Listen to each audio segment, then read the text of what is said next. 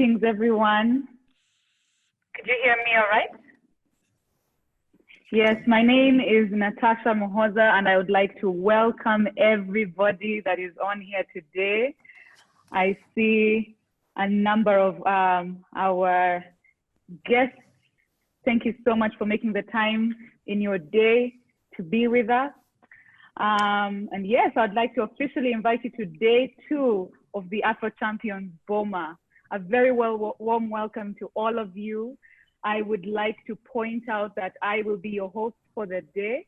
I am speaking to you from Nairobi, and our Arnold Segawa is based in Kampala, and he will be our phenomenal moderator of the day. And I'm sure there's a great conversations ahead of us. I would like to ask that you settle in as best you can. I would like to also introduce to you the fact that we have 2 of the most formidable universities on the continent represented in this session today. That is Strathmore University and Africa Leadership University, along with a great lineup of special guests from across the continent, all whom Arnold will be introducing at some point shortly. And they will all be speaking to a picture, or painting for us a picture of what Africa of the future looks like. And when I say Africa of the future, I mean, think Africa of 2063 that we have had in various conversations in different contexts.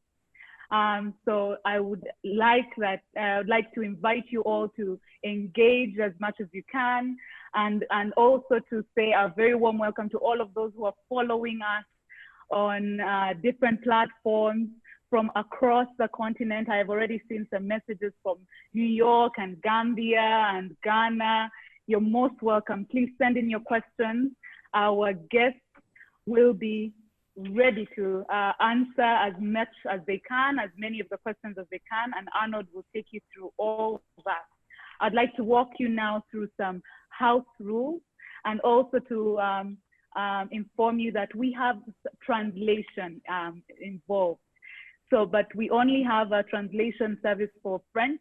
So those who are French speakers and all prefer to just engage using French, there is an option for translation for the interpretation. Yes, so back to the house rules. Number 1, we request our guests that are participating in this call to keep their audio muted as much well, while they don't have the floor, so to speak. And also to let you know that while videos are playing, you will be muted. And so if you have to speak after any video has been played, we will remind you to unmute yourself. Also, very importantly, and already seeing as we are running a bit behind schedule, please keep your remarks within the time limits that you have been allocated as much as possible. I trust that you will indulge me on that. And to our attendees, again, I said you can send in all your questions, but please try to focus your questions and direct them, indicate who you're asking the questions, and we will try to guide them as much as possible. Now, thank you very, very much. I will be here at your service the entire session. And now I hand over to Arnold. Arnold, very welcome, and thank you for making the time. Many thanks for that, Natalie, Natasha, should I say, and really appreciate you taking time off and hosting this particular discussion. I need to first of all confirm that you can hear me loud and clear, assuming that I'm not hearing anything from Maggie and the technical team. I'm working under the assumption that, okay. Mr. George, I see you with the thumbs up. Thanks for that. Definitely, these are unprecedented times by far and large. We do have a pandemic on our hands. We did have the Agenda 2063 set to take effect by far, should I say, within the Agenda 2063. a big facet of that happens to be the Africa Continental Free Trade Area that is set to bolster trade in the region, take it above over 16%. But as we are cognizant of all these tough times that we are experiencing, it's only timely that we come together and have an interesting discourse on all the things that were highlighted in Agenda 2063. Are they actually achievable? Now, economists and very many, a new path of economics happens to be decision-making. And decision-making right now has gone beyond the likes of the Nash equilibrium. And it's not a yes or no anymore. If you do say yes, what are the repercussions of you saying yes to that a decade later? So those are some of the things that we are going to be touching on in this particular panel discussion. Where my manners, I should have started with introducing myself. My name is Arnold Segawa. I am in Kampala right now, bright and sunny. I won't tell you about the weather. I am a journalist. I'm also a PhD candidate at the University of the Witwatersrand in South Africa. And above all of that, I am the quintessential Pan-African. So it's only fair that I was called upon and told that Arnold, how about we talk about this timely discussion? So there's many issues that we are going to touch on here. Feel free to raise your hand. Feel free to share your insights. Strathmore Business School is no stranger to the continent. This is a stellar business school, a solid ratings, and there's a few things that they are going to highlight to us. What does happen if there's mention of a common currency?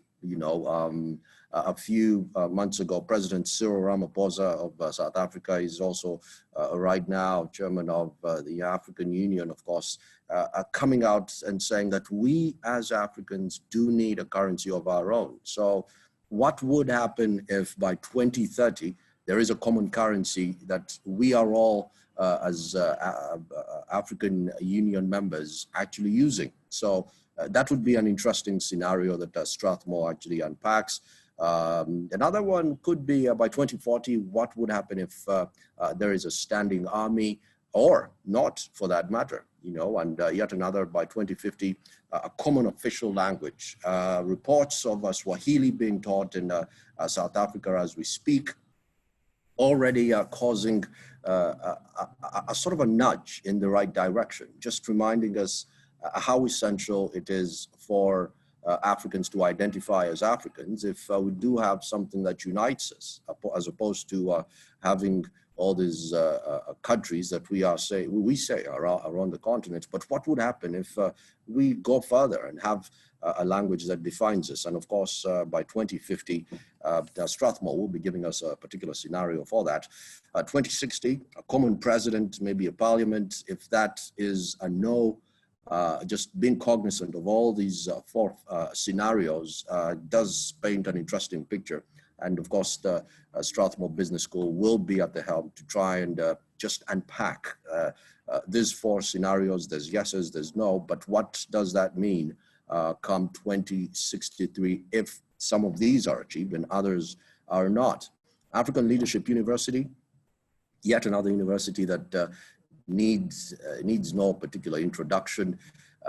Many have hailed it as the next Harvard of Africa. This is a university that has a very interesting approach to doing things. And of course, its founder, I remember when I was at CNBC Africa at the time, Mr. Swanika at the time asked the question, why should we be sending our brightest minds on the continent to go abroad, and study there? So African Leadership University is yet another university that needs no introduction. It tries and does so well at that, which is, of course, having an African touch on learning as a whole. So yet again, 2030, if there is a common currency for ALU using a simulation, that's a no. 2040, maybe a standing army is a yes, and 2050, a common language is a no.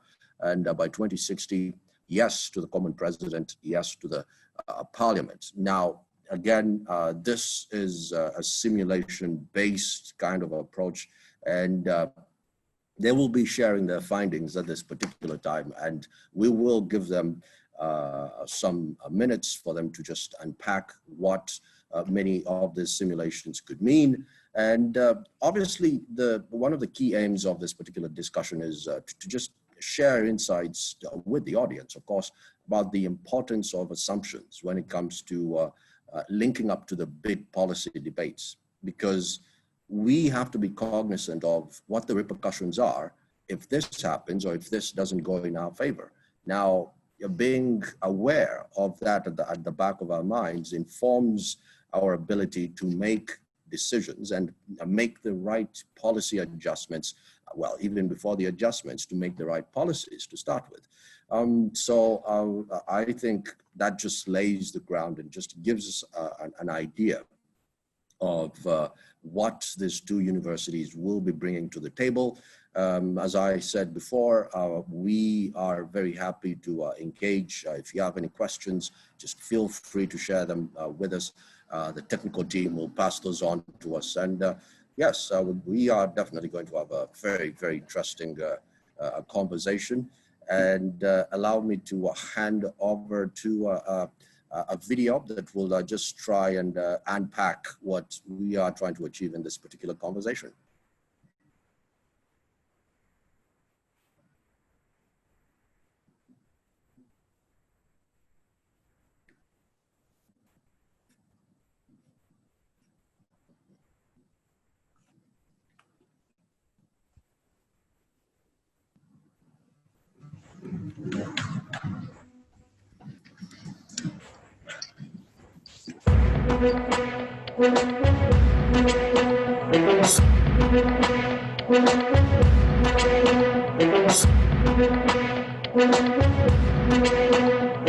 In 2030, crimes against humanity, especially ethnic cleansing, were rampant as some African states tried to institute the use of one regional common language.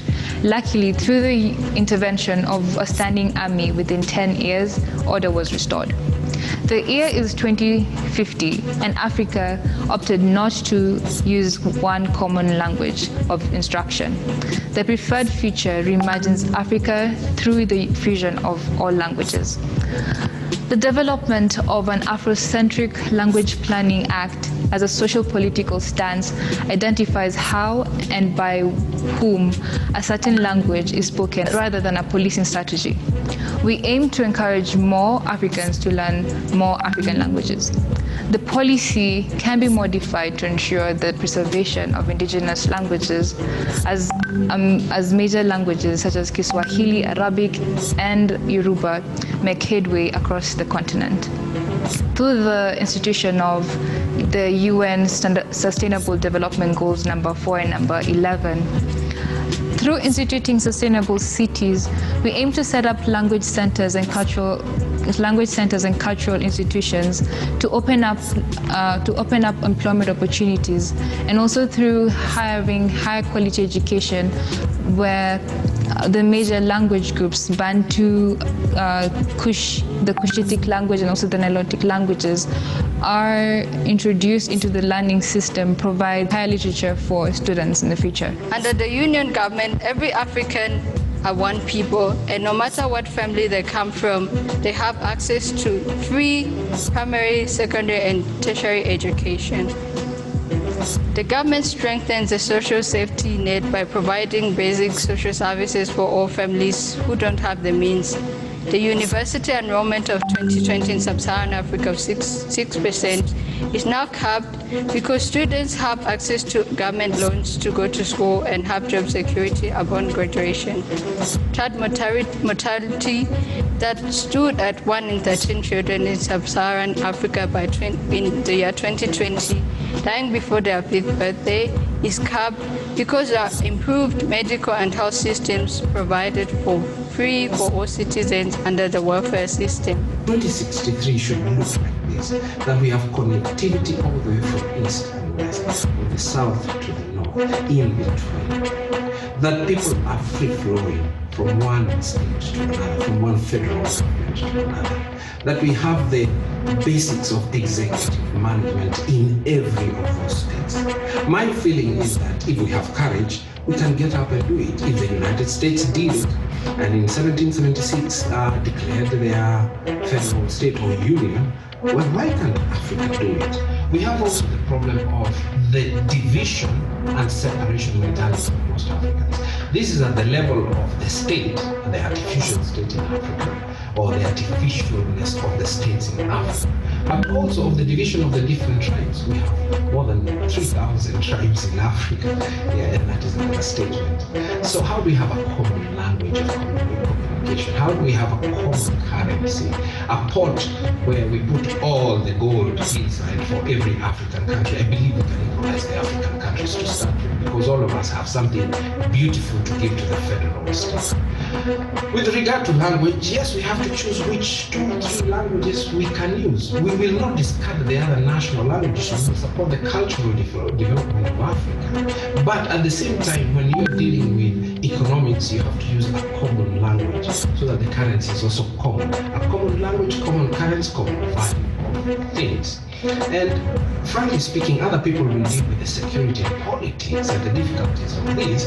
But fundamentally, if you want a 2063 federal government of Africa with common states, it is fundamental that the security and the administration be thought of very carefully. These are big challenges that as Africa we have to face, but I think it is for our own good. We have a huge load to carry. All these young people need employment. The economy needs to grow. Poverty needs to be eradicated. How do we do it? We can.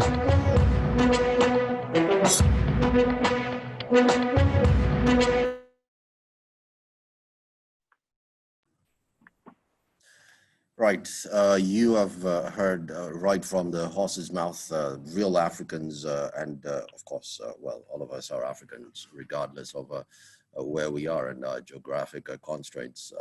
Let me bring in someone who is no stranger to this particular conversation to just shed some light on what we have on our hands. Allow me to introduce Mr. Aiden Eyakuze, who's a board member of the African Leadership Institute and the executive director of Twaweza, East Africa. He's going to have a short presentation on what happens if all these scenarios that we are highlighting, if they actually come to suffice, if they turn out to be actually achievable by 2060, and let alone the mere fact that some of these things sound like maybe they're too good to be true. So let's hear from Mr. Eyakuze to just share some insight on what all of this means. Good morning, good afternoon, and good evening. Can you hear me? Arnold, thumbs up if you can hear me. Clear. Fantastic. Thank you. You've given me an impossible task. I actually don't really want to comment on the video that I've just seen because my good friend and fellow athlete member, Bright Simons, who invited me, asked me to give just my own experience of doing this sort of forward thinking. So if you don't mind, for a few minutes, I want to tell you 3 stories of my own experience. And maybe this will shape the broader thinking around how to imagine the future of the continent. It's a big ask. So let me tell you 3 stories. I lived in Kenya for quite a while. And in 1999, I was invited to join a team that was thinking about the future of Kenya to 2015. We sat together, we came up with 4 stories. The first one, the most challenging one, was called El Nino. And it imagined a Kenya in which would disintegrate because of basically ethnic fighting. There were 3 other stories. We spent quite a bit of time sharing these ideas with various audiences in Kenya, and many of them dismissed the El Nino scenario, saying that's not possible. It's not going to happen. Kenya is a very well put together country. We're not Somalia. That's what they used to say. We're not Somalia. There was one audience which took our story seriously. They listened carefully, interrogated us, and then said, "This is very interesting strategic thinking done by civilians." That group were the senior military leadership in Kenya in 1999. Fast forward to 2007, you get this very highly contentious election, and violence erupts across Kenya, and the country is in real danger of disintegrating into ethnic enclaves, Bantustans, Bantustans, whatever it is. Kenya was going to break apart. And a lot of us were gathered, were called, "Hey, how come you could foresee, you could predict this kind of thing?" We said, "No, we just did some interesting analysis, and we imagined the unimaginable, and we put it down on paper so that we could mentally exercise our minds on that." So that was interesting. Second story, 5 years later, I was involved in scenario planning with Africa Leadership Institute, and we looked at South Africa. This was all about South Africa. Imagining South Africa 2020, ironically, this year. And again, I was with a group of 4 non-South African Africans. And one of the things that we sort of put on the table for them to think about was the possibility of state capture. So now remember, this is South Africa in 2004, 10 years after liberation, and they were feeling very triumphalist about the achievements that had been made so far. South Africa was the darling of the continent and the world. I think they had just hosted the World Cup that year. But we warned about the possibility of state capture. And in our insistence on warning about this, they told us, you people are just the Afro-pessimists. It can never happen in South Africa. Those of you who are from South Africa will now recall the Guptas and the state capture, and unfortunately, the experience of President Jacob Zuma and the whole corruption issue that South Africa experienced and probably is still trying to sort itself through. That was the state capture which we were trying to warn our colleagues about. The last story I want to tell you, and I'll give you some quick reflections and then shut up, is another scenario program I was involved in with the Rockefeller Foundation and the organization I used to work with previously, the Society for International Development. And here we were trying to imagine the future of technology and international development. How do these two things come together? How are they going to shape, especially developing countries? And I want to just share with you, this was written in 2010, the opening lines, if you don't mind, the opening lines of one of the scenario stories, which we called Lockstep. Lockstep was a story about authoritarianism and the state control of technology for surveillance, but at the same time, citizens would push back. But here's the opening few sentences of that Lockstep scenario. It says this: in 2012, never mind the dates, they're artistic license. In 2012, the pandemic that the world had been anticipating for years finally hit. This new influenza strain, originating from wild geese, was extremely virulent and deadly. Even the most pandemic-prepared nations were quickly overwhelmed when the virus streaked around the world, infecting nearly 20% of the global population and killing 8 million in just 7 months, the majority of them healthy adults. The pandemic also had a deadly effect on economies. International mobility of both people and goods screeched to a halt, debilitating industries like tourism and breaking global supply chains. Even locally, normally bustling shops and office buildings sat empty for months, devoid of both employees and customers. Those are the opening, that's the opening paragraph of scenarios that I was also involved in. Now, yesterday I was in a heated argument with some of my colleagues on the Africa Leadership Institute WhatsApp element, and this is where I want to give my reflections. What is the value of scenarios, even the ones that you're thinking about? Common currency, common language.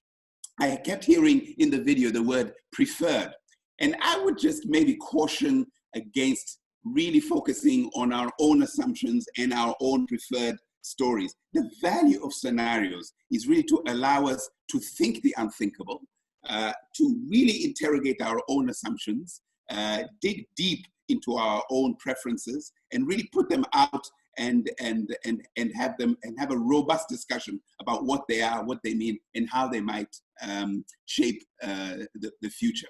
The value of scenarios, the argument I was having yesterday was really around somebody made the statement that, having read what I've just read to you, saying, well, this pandemic was planned, you know, feeding into the conspiracy theories that I'm sure are really rife around the world on this pandemic.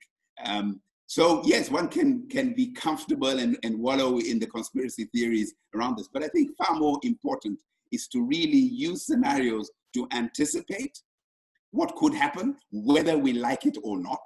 And so therefore, let's not be too married to our preferred elements, and to rehearse our responses when, if ever, what we have anticipated happens, such as COVID-19, right? How do we respond to those forces that come in and really knock us for six when we face them? So here is the value of scenario. So when you're reflecting on the Strathmore and the ALU scenarios, I would urge you to think really much more broadly, to really challenge ourselves and interrogate those stories, to really set aside our preferred scenarios, right? And then, and in that way, invite much more innovative and creative thinking about what could happen in the world, over which we have little or no control, and how we are resilient enough to be able to respond. What are the institutions, what are the resources that we would use to prepare ourselves? How do we create redundancy so that there is flexibility in our social systems, in our political systems, in our economic systems, to be able to deal with such unexpected events such as the COVID-19 or this pandemic? So let me stop there, and thank you very much for your time. Wow, it's hard to follow up from that. You're a very modest man when you said it's hard to actually follow up from me. Many thanks for that.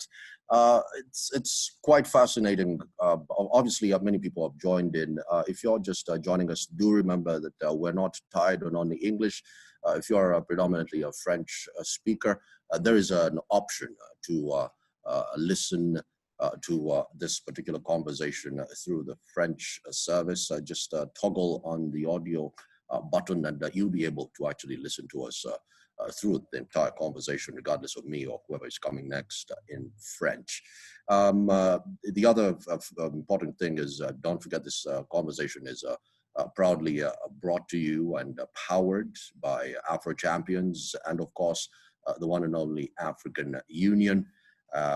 So it's quite interesting what we're trying to do here. If you're into decision-making analysis, you will be very appraised with things like the Nash equilibrium, the prisoner dilemma. And if you listen to what economists like Nash have come up with in the past, it's around, if this decision is made, and that decision is made, what will be the outcome of this entire thought-thinking process and the entire process, and ultimately what will happen in a few years.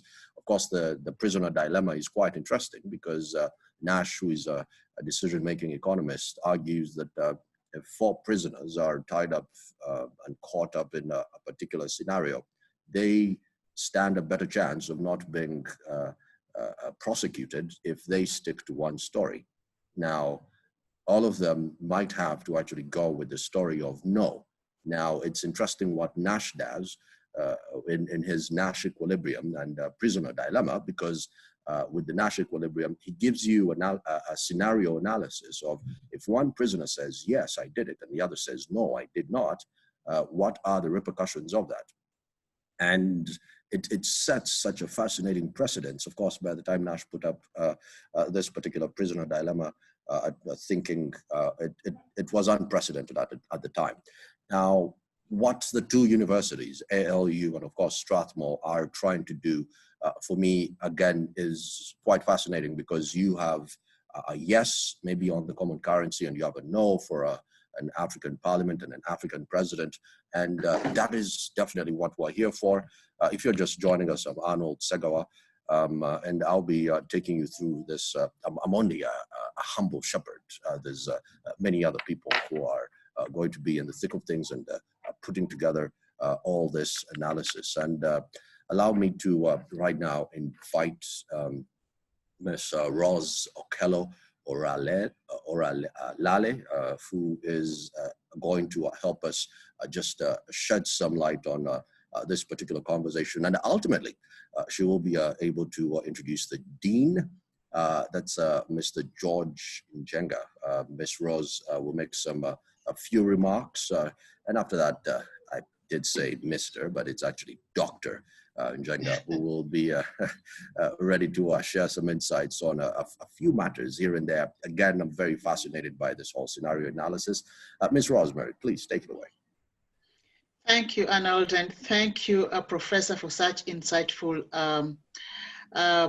preview you've given us. A real challenge for a leading university like Strathmore to be able to bring in assumption on how Africa will look into 2063.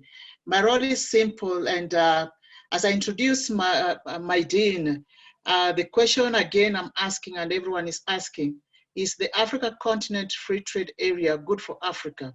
And can we make business and culture become the pillars of integration? And can the significance of the integration trade be overstated, especially the way we have handled it and the way we've looked at it?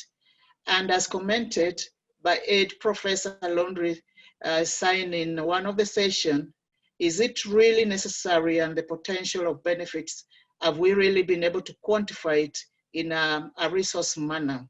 And this is why we are so happy as Strathmore University to be able to actually dissect, but also give assumption that if this is successfully implemented, how it will help us generate and combine consumer and business spending, but also how it will be able to make us have a common marketplace. And now it's my pleasure to introduce Dr. George Njenga, the Executive Dean of the Strathmore University Business School, in addressing the question, can Africa continental free trade help increase economic value in Africa through a common currency, or is it going to be another block that will be cited in academic writings or in a political statement? Or can we see its value on the ground when we make business and culture become a pillar of it? Dr. Njenga, it's my pleasure to invite you. Good morning, and thank you very much for inviting me to this beautiful occasion to speak about Africa, and more so looking at 23, the integration of Africa. And my area, of course I can comment on everything, but the fundamental area I want to comment on is common currency, which I say a big yes to, and the common official language, which I say yes to. There are two contradicting or paradoxical issues. The first is that we cannot continue trading at less than 20% of our international or intranational African trade. No. In other words, we are basically more connected to other parts of the world. And the second thing is we cannot continue so disintegrated in our economic, currency, financial, fiscal, and monetary policies the way they are, because it's very expensive. Let me tell you a little story. About 5 years ago, I started a simple project. It's an important project. And I was partnering with the Bloomberg Media Initiative Africa. And you know what? The difference between what we hope for as an integration of common currency and financial platforms and fiscal platforms came into play. Do you know how much it was going to cost the project if we distributed the project money from Africa, from Nairobi to the rest of the 5 African continents? Well, guess what? The difference was approximately $3 million in a project of $5 million. So to work with all the tax, to tax somebody from Kenya, to tax somebody from Nigeria, to tax somebody from Ghana, to tax somebody from Tanzania, from Zambia, from Malawi, the double tax implication out of a project of $5.1 million, the cost of our lack of integration was $3 million. And so we had to put that pot of money outside of Africa and connect from outside of Africa to the different countries we were working with. Now, the second issue in that project was we were talking about Anglophone, a mix of Anglophone and Francophone countries. And therefore, all of a sudden, I found out I have to have the same lecturers, but I have to, the same platform of knowledge, but two different lecturers. One who communicated in French and one who communicated in English. And I will not talk about the financial model of transactions across the different continents, the traveling, the chaos of timing, the chaos of quality of service provided, physical environment, exchange of currencies. The cost of exchanging currencies in the teams that were moving across Africa was amazing. Sometimes we had to move between two countries that were almost neighbors, back to France and then back to Africa. And I told myself, wait a minute, we can't continue with that. The second and the opposite of what I am saying is that we have so much to learn from the rest of the world. And if we are talking about integration of Africa, we are not talking about integration to conquer the rest of the world. Rather, we are talking about the universal family of human life in the world. And we need to cooperate with it. But we can't cooperate as single units that are so small economically that even investing in them becomes a crazy thing, or working through 54 tax regimes.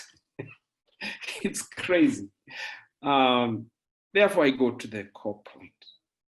If there is a way we can use technology to enhance our intra-trade in Africa, our common trade platform, we need e-commerce. And e-commerce is possible. Our technological place in the world is significantly well poised. So we can have a platform of e-commerce and a platform for data. And that talks to two things. One, I want when I go to this platform, it is simple and easy to exchange money, to exchange goods, therefore. It is easy for me to have the foundations of fiscal and monetary policies that are similar. I don't want erratic policies so that one day you're talking to somebody and the currency is this value, and the next day it has reduced or grown or been destroyed completely, because then you don't have economic stability. And if you don't have economic stability, you cannot have economic exchange. So having a common currency like we have seen in Asia, in China as a whole, in the United States and the euro in Europe, enables countries have a common macroeconomic stability. Not that it is an easy thing to reach, no, but it's fundamental for business. You don't want to move to a place where suddenly all your money disappears in value, all right? But the second issue, which is very, very important, is language. In language, we say we have to look for something that is common in the way we speak, we understand our values, we somehow communicate our beautiful cultures. Which one? We probably will have to borrow because we took French and English as our basis. So which one is the most proliferated across the country? Okay, I would say French and English. It's not bad to borrow. And we must come to that conclusion, that to be pragmatic and realistic, if I start taking my personal language, Kikuyu, or Swahili, which has traveled across many African countries, we still don't have, number one, a foundation for how we can teach that throughout Africa in adequate time and in adequate depth. But we have already done with French and English. So how do we amalgamate these two? It's a point of discussion, but we already have two languages and it is easier to communicate in two languages rather than in 2,300 in Nigeria, about 111 in Kenya. Okay, so that is a very fundamental thing. If we want to exchange, simplify commerce, common currency is a fundamental issue. There are problems, but let's solve them. And let's stop being the raw material source for everybody else in the world, but rather of development, of exchange. Let's increase that intra-African exchange to something close to 50, 56%, 60. We don't want to stop economic advantages with other nations. We love that. and we think we can sustain that. Now, let me quickly do 1, 2, 3 things, and I hope I won't take too much time. I will tell you a number of things with regard to commerce and currency. So number one, where will the basis of our currency stand for? The African Monetary Union is already foreseen in the AU 2063. So when I asked that question to myself, I said, but we have so much mineral and capacity and power of raw material in Africa. Therefore, I don't think we do not have a basis for the value of our currencies. We do. And many African nations have a great capacity, either mineral-wise, coast-wise in terms of the blue ocean economy, land-wise, 60% of the world, and so on and so forth. The second thing is this. You cannot have 54 different tax regimes when you're making a transaction across the different continents. So that non-tariff barriers and all those. And again, that requires a common currency. It requires integration of financial institutions. We require an African bank, central bank, and so on and so forth. Finally, let's go to the question of cultural integration. If you really want to know, European cultural integration is based on religion, the religious value of Christian life. The integration of most of the Asiatic countries is Confucianism. The integration of India is Buddhism and a few other religions like Sikhism and Islam too. Okay. Now, when you look at all that, and by the way, United States comes from France and Europe and Spain, and there's one common cultural basis, Christianity. Now, when I was thinking about that, I said, wait a minute. So in that case, for those of us who believe in Christianity or Islam or the other religions that we have, what can be common to us? Well, I said, the Africanization values integration into these religions. And the beauty is that African communitarianism, the way we look at community and so on, the way we distribute our values across the entire person of the community and the individuals in the community, that's fundamental. And we can integrate this into our ways of life and live it completely. That will also mean transport and communication, energy discussions, connectivities of air, agricultural commodities. It's beautiful to see the Kingdom of Congo which was huge, including Angola, DRC, and Brazzaville, Congo. You see, they use the cowrie shells. So I'm not saying something new. It has been there. In the East African region in the mid-19th century, we were using cowrie shells from the Arabs, but then when we started communicating with the Europeans, we moved to the Margaret Thaler. So people who say we can't have a common currency, actually what I'm telling them is that it is not so difficult. We have actually done it, the Ashanti Kingdom and gold, and so on and so forth. It's very important that technology integrates our finance. These are core issues. So if we have cultural values, celebrations of life, augmented, grown, so that we can have a quantitative idea of what is common amongst Africa and celebrate it, it can form the foundation of our communication, either economically or by language. And secondly, if we find that we can borrow from outside, let's borrow the English or the French language or whatever, a mix of the two.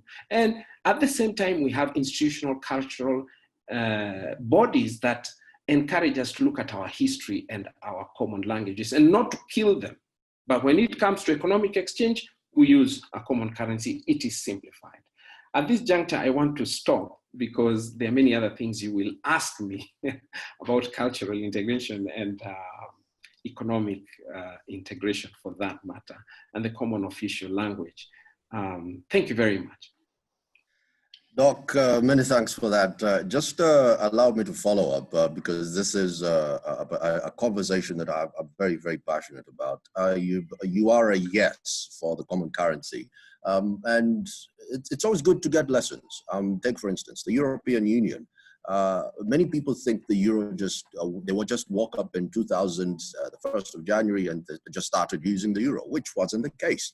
It took years and decades of back and forth.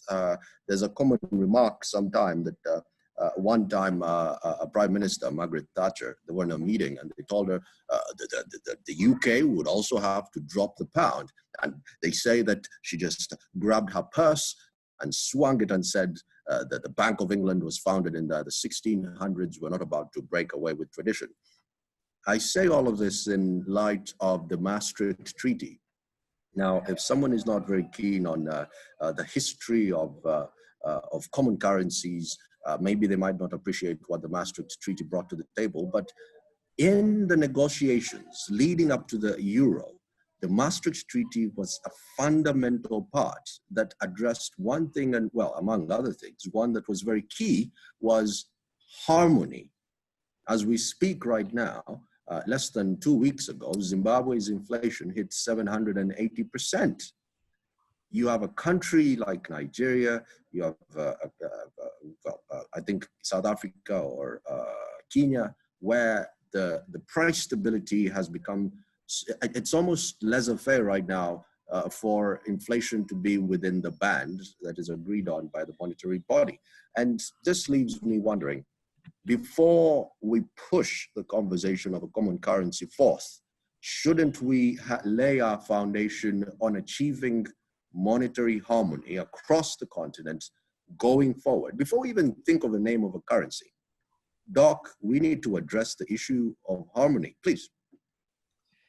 I won't go deeply into how the European Union came up with the currency, common currency, and the difficulties they had to go through. The only thing I want you to remember is one thing, that even if they took more than 20 years of negotiation of this currency, what is most important is that they have made it, and it has made it easier for them to trade one to the other.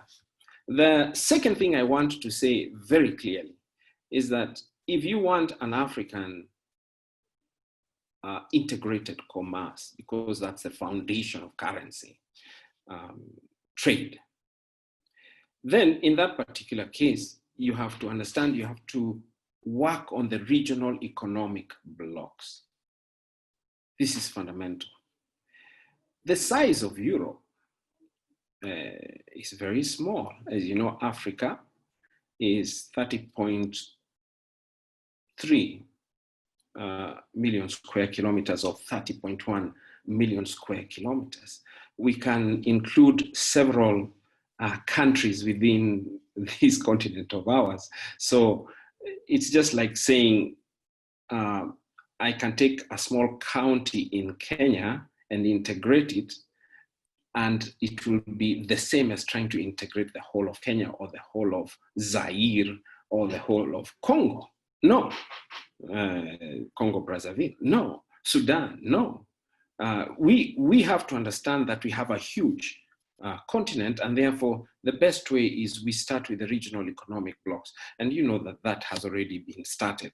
For instance, the East African Monetary Union was foreseen by the year 2024. Now, whether we will achieve it, I don't know. Then from regional economics blocks, the SADC, the COMESA, well, COMESA includes the SADC, the CN-SAD, the ECOWAS, and so on and so forth. Once we integrate regionally, we can now integrate as Africa. So the discussions will go a level higher, and I think we can do it. And by 2063, my dear friend, 30-something years, come on, we can do it. And I think even by 2030, we can achieve it, all right? And don't tell me that we can't.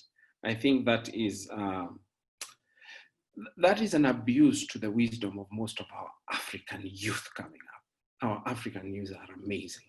Because another thing there you have to understand is that our African youth will not be stationed in tribal units. They will want to fly all over the world, and especially to their African continent. We have to sell the idea of a common currency, my dear friend, because if we don't, we will continue being divided, we will continue to be weak, and our macro and fiscal policies will disappear, whereas we can support one another. If Zimbabwe was being supported by South Africa and by Kenya and Uganda and Tanzania, it would be great. But if we leave it to the economic policies of the Zimbabweans or Zambians or whatever, then in that particular case, they are too small to encourage themselves to grow. They are too small to depend on their assets, but together we can reinforce it, as Europe is currently doing. As you know, most of the EU countries are debt-ridden. to the tune of more than 100, 200%. But you have countries like Germany, which are sustaining, thanks to the economic growth and productivity, are sustaining the whole of Europe. But right now, I'm wondering whether they will continue supporting the 27, 28 European countries. Well, for Africa, we hope we don't reach that level of debt or lack of trade foundations. And with the gifts we have in our common economy, in our physical economy, both air, land, and water, the assets of our raw materials, the energy sources. One river can energize the whole of Africa, the Niger River. Another, the River Congo. Okay, and in Congo, we have about 3 other tributaries that can handle the entire energy. So you may start by interconvertibility currency, that is a digital currency which is convertible like the euro. By the way, do you know that if you go to Spain, you'll still see some people using the peseta. And if you go to Italy, you'll still see some people using the lira. They haven't killed the local currencies, but in order to stabilize them, they have linked them to the euro. But now most of the Europeans use the euro. We don't have to disregard the currencies of the nationals and the values and cultural linkages to those currencies, but it would be a sad state of affairs if we clung to them as the source of all economic growth for the sake of the African continent. We have to let go some of those cultural attachments and link up to become stronger economically and enforce change and contribute to the development of trade, inter-country exchange agreements, tax agreements, removing tax barriers, and so on. Please, let us go ahead. And don't worry about all those histories of Europe. In Africa, we already had it. It's just that for one reason or another, we were not strong enough to fight guns and the Maxim gun from Europe and China. No, and we won't base it on war. We will base it on the growth of human values and human wealth, poverty eradication, and so on and so forth. Communitarianism. Doc, many thanks for that. It's always good to pick up, from where someone else left off, and just pick out a few things here and there. Doc, really appreciate it. If you're just joining us, we are talking a few simulations here and there vis-a-vis the Agenda 2063, what is achievable, and if this happens and the other doesn't, what could that mean for the achievement of the Agenda 2063? I'm Arnold Sagawa. I'll be your host for the day. Very, very heated conversations coming up, simulations. I would say it's Christmas in July. Well, then again, if you're American or if you're in the US, you would remember that it is the 4th of July to start with. Let me just go through some comments here and there. If you are on the Zoom webinar chart, that's of course on just the right side of the Zoom app as it stands. Some hellos from Gambia, greetings from Nairobi, Kenya. That's Martin NM. Great, Martin, let us envisage Africa together. That's George, oh, okay, Dr. George Njenga. A very interesting comment here from, I think it is the Hafiz Mama. The EU has the Erasmus student exchange to connect the youth and future leaders. Do you think we need the same funded by the African Union in order to prepare the future African leaders for the Union? Very, very interesting stuff there. Then moving on, Dr. Njenga proposes an unpopular idea to propagate the use of English and French as Africa's common languages. This is from, I will get you the name. I tend to agree with him, seeing that this conference has been communicated through English and French. Okay, fascinating there. It is quite paradoxical. I will not comment on that. I'll leave that to the gentleman who are paid the big bucks to address that. That's above my pay grade. Moving on, some more comments. The EU, oh yes, I did go through that one. I agree with Hafiz, the opportunity to learn from leaders is a laudable idea. I've met with great future leaders through similar programs like the YALI program by the Obama Foundation. Let me just put a pause on that for now when it comes to the comments and hand over the floor to another great gentleman, Dr. Gaidi Faraj, who is a dean at the Africa Leadership University. Dr. Faraj, many thanks for making time to speak to us on this very bright Saturday.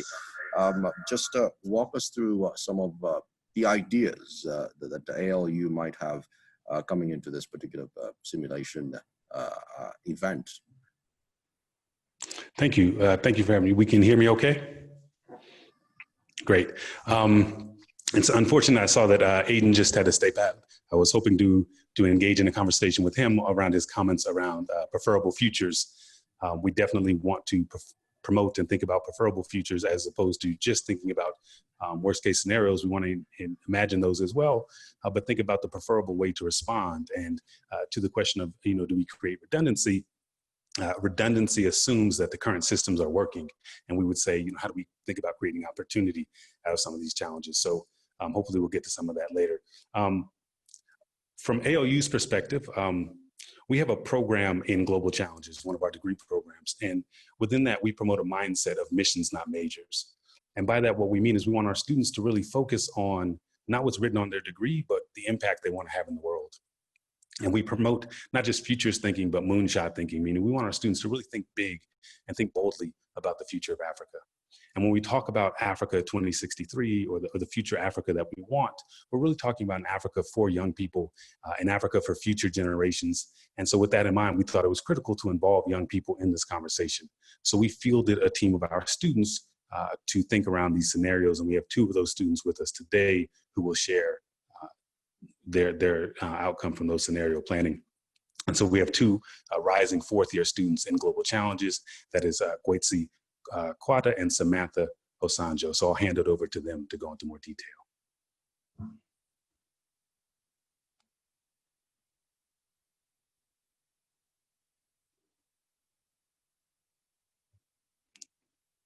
You with us, Kwetsi?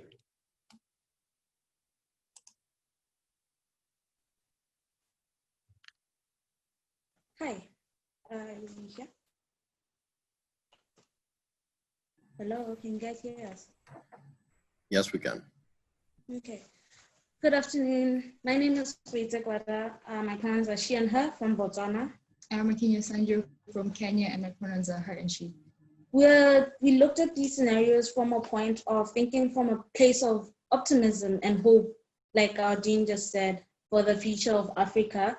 We believe that the technology already exists today, and it's rapidly changing and improving on the daily. And we were thinking along the lines of technology that will be there within by 2063. And we believe that the guide to the future is to stop resisting technology and embrace it to Africa's benefit. Would like to not be disrupted during our presentation, and we'll take questions at the end. We use the 4 Ps futures framework to do the scenarios, which looks at possible futures, plausible futures, preventable futures, as well as preferred futures. I'm going to start with the stance of no common currency for Africa. We believe that the next stage to merging currencies is cryptocurrency, not common currency. We believe that as more Africans start to use cryptocurrency and trust it more, we believe that the need and necessity for a common currency within Africa will no longer exist by 2060. We also believe that as Africans gain confidence in these digital currencies, such as cryptocurrency, they'll begin to trust common currencies less, even if it is enacted. They'll begin to trust it less and will use it less and less, because to use the common currency and trust it would need them to trust their own governments as well as other African governments, which our history has shown us aren't very dependable on looking at the benefits for the people on the ground. beyond our own elitist ideas. We admit that throughout this presentation, our views will be more radical, hopefully, than the Strathmore professor just mentioned, radical Afrocentrism. And we believe that it's something that we can prevent through looking towards digital currencies such as cryptocurrency, is a point where we enact a common currency for Africa, and Africans don't use it because it doesn't serve their own interests. Moving on to a standing army, we believe that Africa, a future where Africa has a standing army, the standing army is an urgent necessity in this current world. We believe that in a world where other countries, other powers in Africa, in the world, such as the US, are moving towards professional armies, it would not be in our favor to stay back in the kind of armies that we have currently. And we believe that a standing army does not mean troops. It doesn't mean soldiers that are just waiting to be deployed if there's a violent conflict in different countries. We believe that a standing army for us in the future will look like an army that uses data analysis and to lead to peace in Africa and reconciliation, where it's very well organized and has networked intelligence services, such that we're monitoring progress and how things are on the ground across Africa with different data collection points across the continent, so that before it gets to a point of violence, we already have an idea of what the conflict is and how to solve it, which would mean that we respond quicker. We also believe that by 2060, within the next 20 years, really, the old guard in Africa will be completely put out, right? We believe that as more youths move into leadership positions, there's going to be a dramatic shift in what leadership looks like, but also there'll be less transfers, where even though there's been major transfers in Africa within the past few years, it's usually just transfers from within the same org guard, such as what we've seen in Zimbabwe, right? We believe that to think futuristically with the technology that exists and grows, we should not assume that the same geopolitical conflicts and landscape will really be there. We believe that viewing the standing army in such a manner would prevent a future where larger countries in Africa, such as your South Africas, Nigerias, and Kenyas, use the standing army for their own interest and not the interest of other smaller countries, or the unity of Africa, where they will back decisions for the army on their own interest and not data-backed decisions. In the year 2050, there will be no common language of instruction. The most probable future in the fourth industrial revolution wave reimagines digital technology influencing and impacting inclusiveness and representation of other African dialects beyond Kiswahili, beyond Shona, Yoruba, or Arabic too. This sees that this will include more languages into as we saw for Rwanda just a month ago. And this will prevent the erasure of languages that have influenced our culture, our customs, even the names that we bear. In the education sphere, we see the influence and also the introduction of learning about the origins of the three main languages in Africa, the Bantu, the Cushitic, and the Nilotic family groups. And having cultural institutions, that's the same way we have the Alliance Française for the French. We have the Songa Institute for the Songa people in South Africa. We have the Oromo Institute for the Oromo people in Ethiopia. And this will greatly impact how we see and value African dialects beyond, again, Kiswahili, Arabic, and French. Now, moving on, as we are experiencing a geopolitical shift, the most probable way of viewing Africa is through having a common language and common parliament and presidency, as this will greatly impact the continental sovereignty by 2060. This will actually create the foundation of rapid economic, military, political, and social development, as there'll be a shared vision and context, and also influence collective impact within the continent, and also reinvent democracy. Also, a more preferred way of viewing the future, where we have a common presidency and parliament, is through having a complete devolution of power that is inherent to the people. This will make it easy to identify, create, harmonize, evaluate, and even manage tasks on a larger scale on social, political, and economic governance through having a holistic decision-making process. Now, with this, the values that Africa should bear in mind by 2060 onwards are reconciliation, decolonization, forward thinking, and unity, among others. In the spirit of embracing inclusion and diversity, we would like to give credit to our fellow students who worked on these scenarios with us. We have Gloria Uwera, Christian Rubero, Babu Kamanzi, Divin Munezero from Rwanda, Eric Wamogo, and Geraldine Karaoke from Kenya, Guguletu Dube from Zimbabwe, and Sherif Musa from Liberia. We also have Ansumana Kone, also from Liberia, Chimfeke Awoke Okpo from Nigeria, Rudy Ackerman from South Africa, Shakila Umutweni from Rwanda, Aaron Chokalingam from New Zealand, Stephanie Wanga from Kenya, as well as Cheja Sekam from Zimbabwe. Our team consisted of at least 8 countries, as well as Africans in the diaspora, and we believe that this is our representation of what the youth from our student community, which consists of over 40 nationalities across the world and Africa, think our futures will look like. Yes, we're done. Thank you.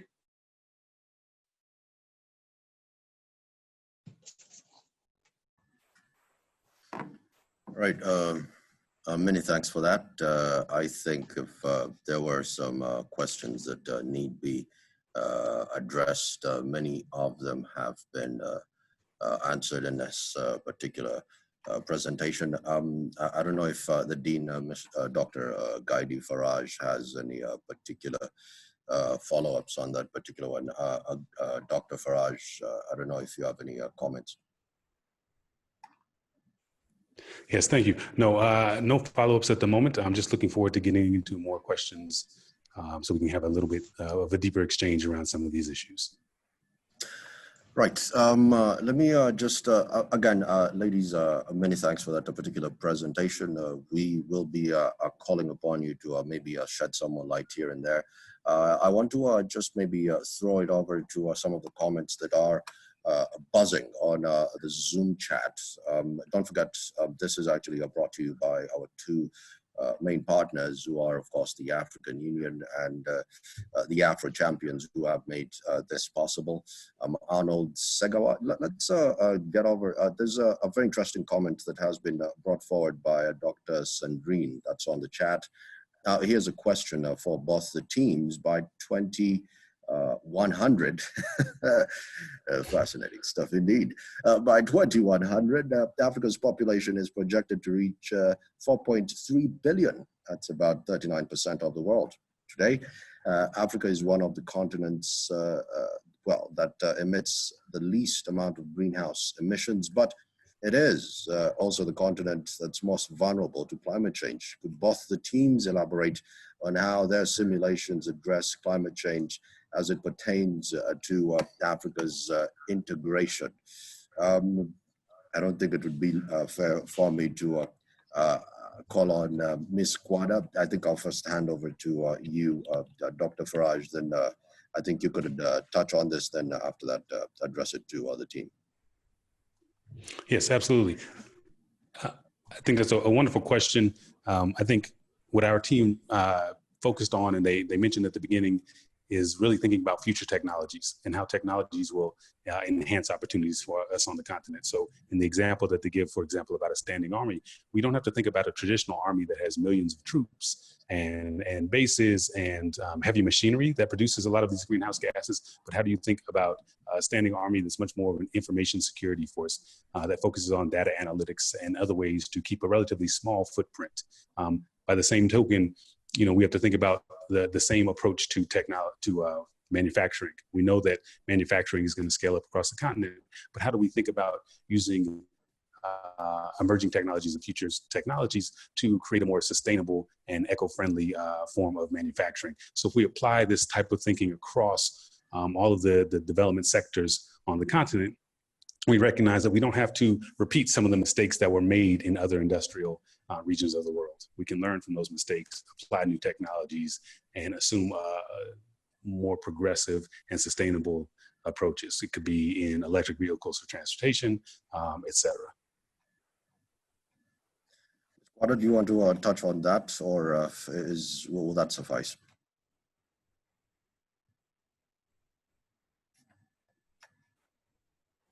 Right. Let's maybe just move on just a bit.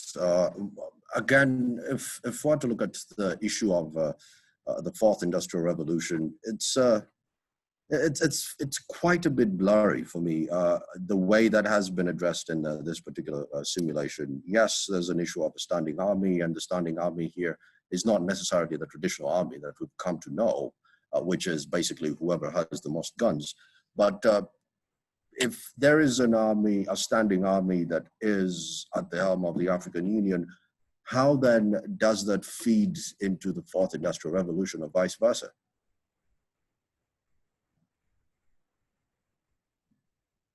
Dr. Faraj, maybe you could touch on that. Yeah, I mean, it's an interesting point to ask about, you know, just how do we tie in the fourth industrial revolution to all these conversations. I think a lot of it for us is how do we think about mindset shifts? How do we think about changing the way in which we approach problems in the past versus how we want to approach problems in the future?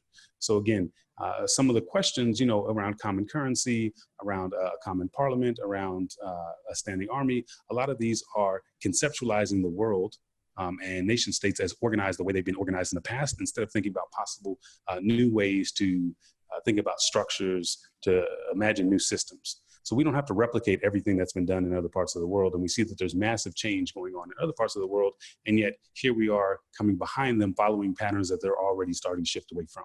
And so I would say when we start thinking about the fourth industrial revolution, for example, it's about how do we reconceptualize systems and processes for manufacturing, for transportation, for supply chains. And then all of those things will translate into new forms of a standing army, for example. But those same changes will impact the way in which we think about governance. So when we imagine a common parliament, a single president, the way in which we imagine governance can also be different. And so that through technology, social media, et cetera, there are new ways in which for the critical mass of the population to be engaged in conversation, to have a voice, and so that the parliament can become much more of a representative body than an authoritarian body, as we've experienced them in the past. So I think we do have to think about bridging new technologies in the fourth industrial revolution into all of the solutions that we're imagining, and not just assume that the solutions that we're going for in the future have to somehow look similar to models that we see in other parts of the world. We can't imagine our own new models for the African continent. Right, Dr. Sandrine, maybe you could just join the conversation here. I understand you might be joining us from Rwanda, Dr. Sandrine Mubenga. You actually threw that question into the fray, the one of the population and how we have to be cognizant of emissions, of course, climate change. And it's very, very easy for us to talk about things like economic growth and maybe common currencies. And all of this climate change conversation had just been ignored up until much of this was brought in and highlighted by you. How essential is it for us to have this particular talk in concert of global house emissions and all of that? How essential is it for us to just embed it and sustainability investing and all that going forward, and you know, the two actually go in concert. How essential is it for us to do that? Thank you, Arnold. So my background as a power engineer deals with energy and renewable energy, and as a professor, I train students to learn those technologies for the fourth industrial revolution. So when I was going through the PowerPoint presentation and the video, like you mentioned, I noticed that a lack of addressing the climate change issue directly. There were some reference to the sustainable goal, and to the other reference was to the circular economy, but there was nothing about climate change. And it is actually very important to consider climate change. I just had an interview last week with the Next Einstein Forum, and I will be glad to share the article. And the article was about considering the fourth industrial revolution and the role of renewable energy. We have to understand that Africa has a huge role to play against climate change. I am physically located in the US today, but remotely I'm in the Democratic Republic of the Congo, Zaire. I know I look like a Rwandese, and I like my brothers and sisters, but it's very important to address climate change simply because with the population that we will have in 2100, imagine 39% of the population in Africa, we have to find a sustainable way to provide food, energy, and water to those population. Otherwise, there will be some disruption, and we will accelerate the deterioration of the planet Earth, and frankly, we will accelerate the extinction of the human species. So really, we have to think about it. Otherwise, we have a risk of accelerating the extinction of the human race. So that's how important it is, and that's why I think it's very important to keep that in mind as we talk about all those policy and all those simulation. Thank you. Many thanks for that. Let's bring in Her Excellency Sarah Ayag, who is an AU Commissioner of Human Resources, Science and Technology.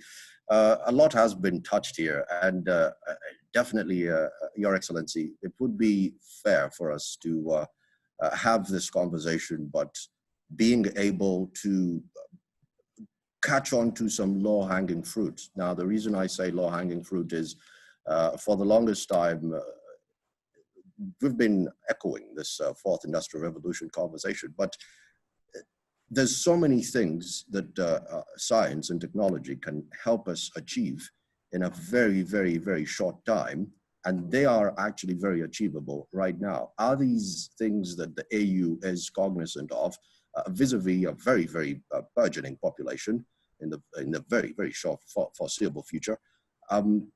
Where is the AU when it comes to science, technology, and having a timely conversation on this and things that are very, very achievable, not looking at 2063, but things that are very, very achievable right now? Thank you very much, Arnold.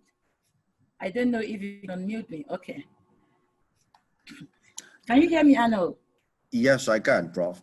Thank you Your very Excellency. much. I want to congratulate you for the way you are managing and moderating. And I would actually congratulate you on your technical know-how on the subject. I also want to congratulate all the other speakers, Dr. Sadrin, Dr. George Njenga, Gaiji Faraj, all of you who have spoken. And of course, my daughters from, was it Kenya and Botswana, who were speaking together about the Africa we want by 2063, where they are not going for what we want, and they actually use the word that idea might be radical, but that is the Africa we want. I also want to congratulate Afrochampions for organizing these debates and these talks. because the only way we can change is to have a paradigm shift. And to have a paradigm shift is to be knowledgeable. Because if you're not knowledgeable, you will not have a paradigm shift. That is what Goethe refers to, that you have new wine in old skins, kind of, in quotes, new wine in old skins, when the same kind of leaders come up, because they are speaking about new form of leadership. The Africa we want, what is that Africa we want? What is Agenda 2063? What are the goals and aspirations of Agenda 2063? Your Excellency, could I just pause you just a bit? Could you kindly look into the camera? There's a bit of space on this side. Yes, there we go. The people are the people are begging me. They want to hear from the Prof herself. Your Excellency, please go ahead. Thank you, my brother. Thank you, my brother. You know, in 2015 was a memorable year for Africa. Why was it memorable? It was memorable because the heads of state and government of the African Union adopted Agenda 2063. The Africa we want, the blueprint of the Africa we want, which is a visionary development framework that seeks to expedite the transformation of the continent. Agenda 2063 vision speaks of an integrated, prosperous, and peaceful Africa, driven by its own competence and skilled citizens able to play in the global arena. And for me, all these conversations we've been having from when we started at 1 o'clock to this moment is speaking about how Africa can be integrated, how Africa can be prosperous, and how Africa can be peaceful. It is for this reason, when you speak about a common currency, a common trade, a common language, a common army, etc., we are all speaking about that vision of the Africa we want by 2063.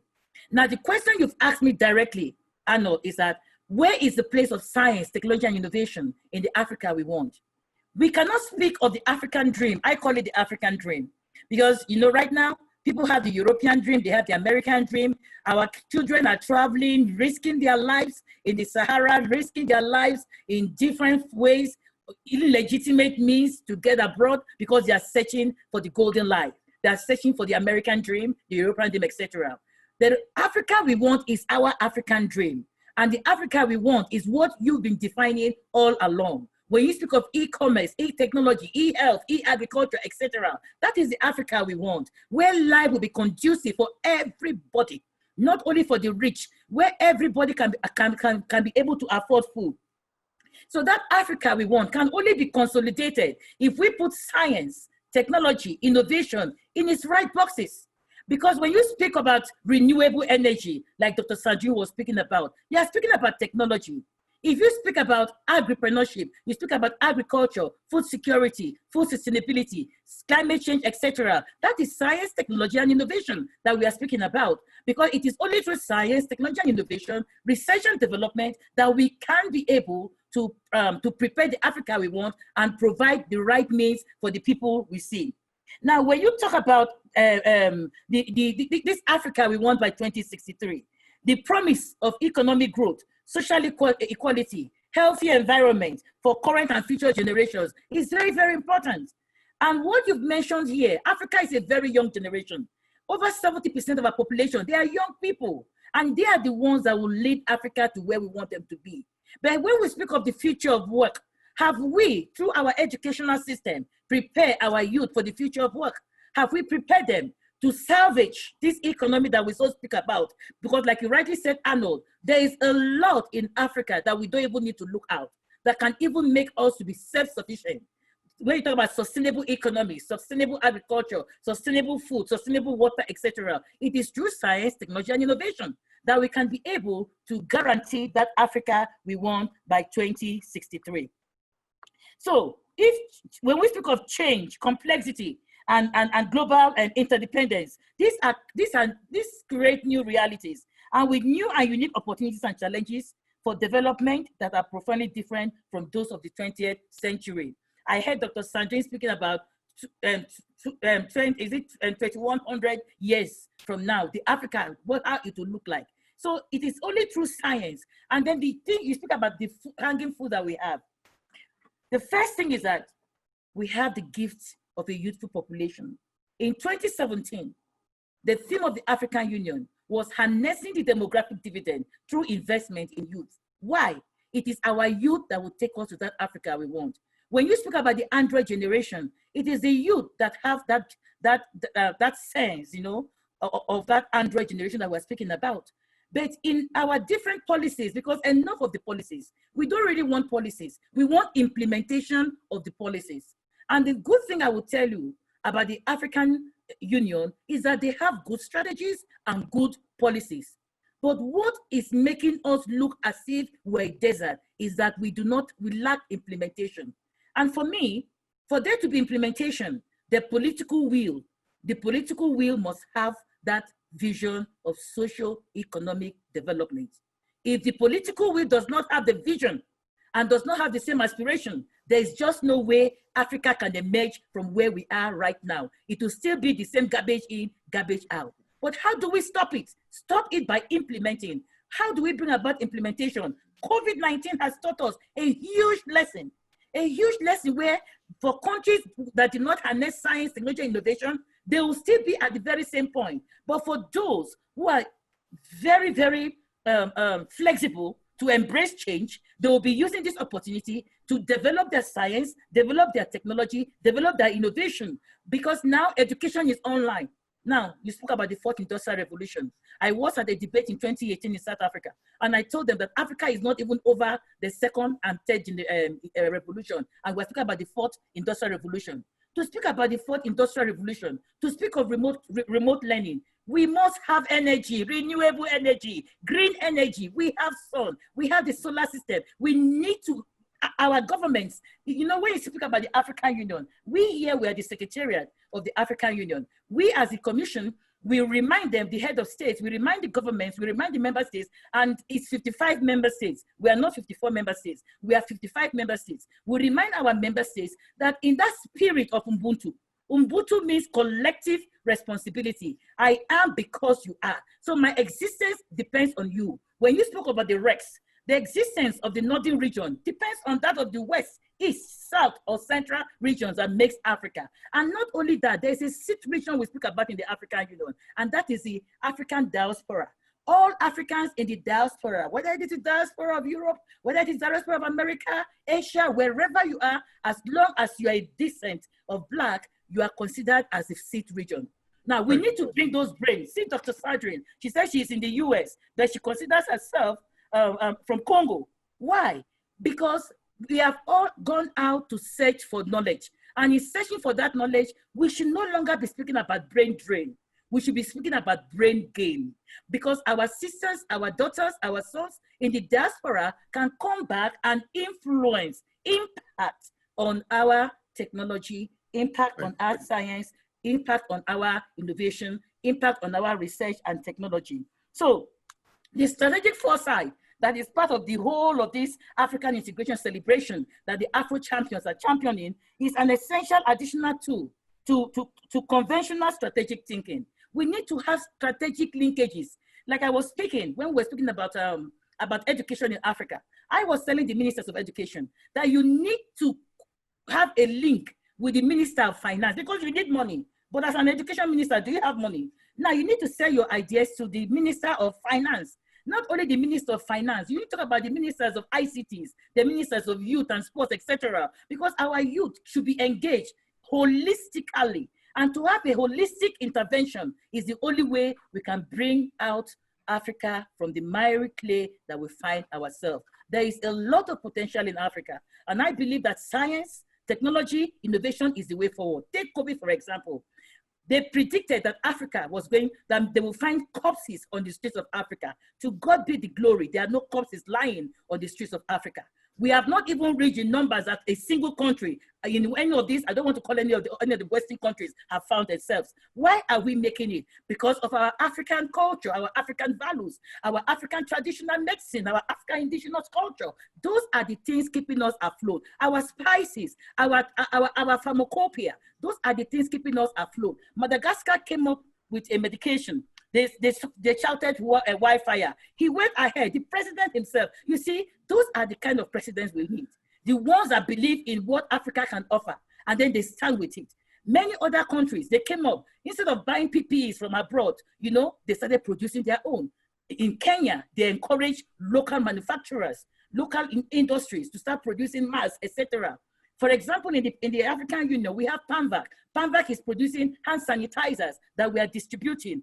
This is the kind of challenge that we need to trigger us into action, because what we need now in Africa is action and implementation. We need to go beyond rhetorics. We need to walk the talk of science. Where are our scientists? In all this that we are speaking, where have we created a common African scientific research lab that Africans can come from northern region, east region, west region, southern region, central region, and put their heads together, use their different pharmacopoeia, and bring out a traditional medicine that will be translated into a clinical protocol that could actually help us in responding to COVID. Because when you speak about COVID, there are symptoms. Those symptoms are things we have lived with, like fever, etc. We have herbs that speak to those. We have antiseptic herbs that speak to purifying the environment, like eucalyptus, etc. So those are the things that we need to speak about. So I believe that science, technology, innovation will take us to where we need to be, only if our leaders implement them. Now, the youth, they can do a lot. But how can the youth do if they don't have space? So we need to give them space. Right. We need to bring them to the table and allow them speak and allow them walk the talk of these policies. Co-creation is what we need in order to move Africa forward. Arnold. Yes, Your Excellency. Off my topic initially, but since you are the one moderating, I follow your lead. Your Excellency, many thanks for that. I have a whole list of star-studded speakers. Of course, yourself being top of the list. Your Excellency, many thanks for that. Her Excellency, Sarah Ayag, who is an AU Commissioner for Human Resources, Science and Technology. One thing that you mentioned that had each and everyone cheering, from the US to Australia, with everyone who's taking part in this particular conversation that we're having, was implementation. Now, the continent is no stranger to great protocols and declarations, from Malabo to Yamoussoukro. These are amazing declarations. These are amazing protocols. When it comes to implementation, well, that's where we really fall behind. And this leads me to someone else who I want to actually invite to just share some insight, Ms. Adefunke Adeyemi. Ms. Adeyemi, we actually spoke in Rwanda. It must have been like 3 years ago. She's, just to give you an insight of who she is a regional director for IATA, that's of course for Africa. And when we spoke at the time, it was right around the same conversation, open skies. Her Excellency, the Prof. Ayang, has mentioned the issue of implementation. You know, we could talk about many of these things and have sessions like this till tomorrow. And until we address implementation, we are really wasting our time. Give me a sense of, you're in the chair, looking onto this from the IATA perspective. We have had a great protocol like Yamoussoukro come to be signed, arguably ratified, and up to date. You know, if you're traveling to some countries on the continent, it's actually cheaper for you to travel outside, go to Europe, then come back. How can you speak to this conversation, to this topic on implementation, at least from your perspective? How dire is the situation? Thank you very much, Arnold. It's good to see you again. I remember our conversation very well. That was a great interview. Thank you. And thank you to all the speakers so far. I've learned a lot, I've got to say, and I'm sure that all of the people who've dialed in have done so. Before I answer the specific question, Arnold, let me just maybe share a few thoughts on what I've heard already and what the theme of this conversation is all about. I love the idea that we're coming here to discuss critical issues around Africa's integration. This is really fundamental, and this is important to us in terms of our self-determination as a people and as a continent. One of the things that I want to start with is that the center of gravity in terms of economic and social development is shifting. We started out with, you know, a lot of development over the 3 industrial revolutions that we've seen in the past, mainly centered in the West. And we're starting to see that center of gravity shifting east. Now, Africa is right in the middle of both those polars. And we have a fantastic opportunity to seize that moment and really try to harness our position and our place in the global community of nations.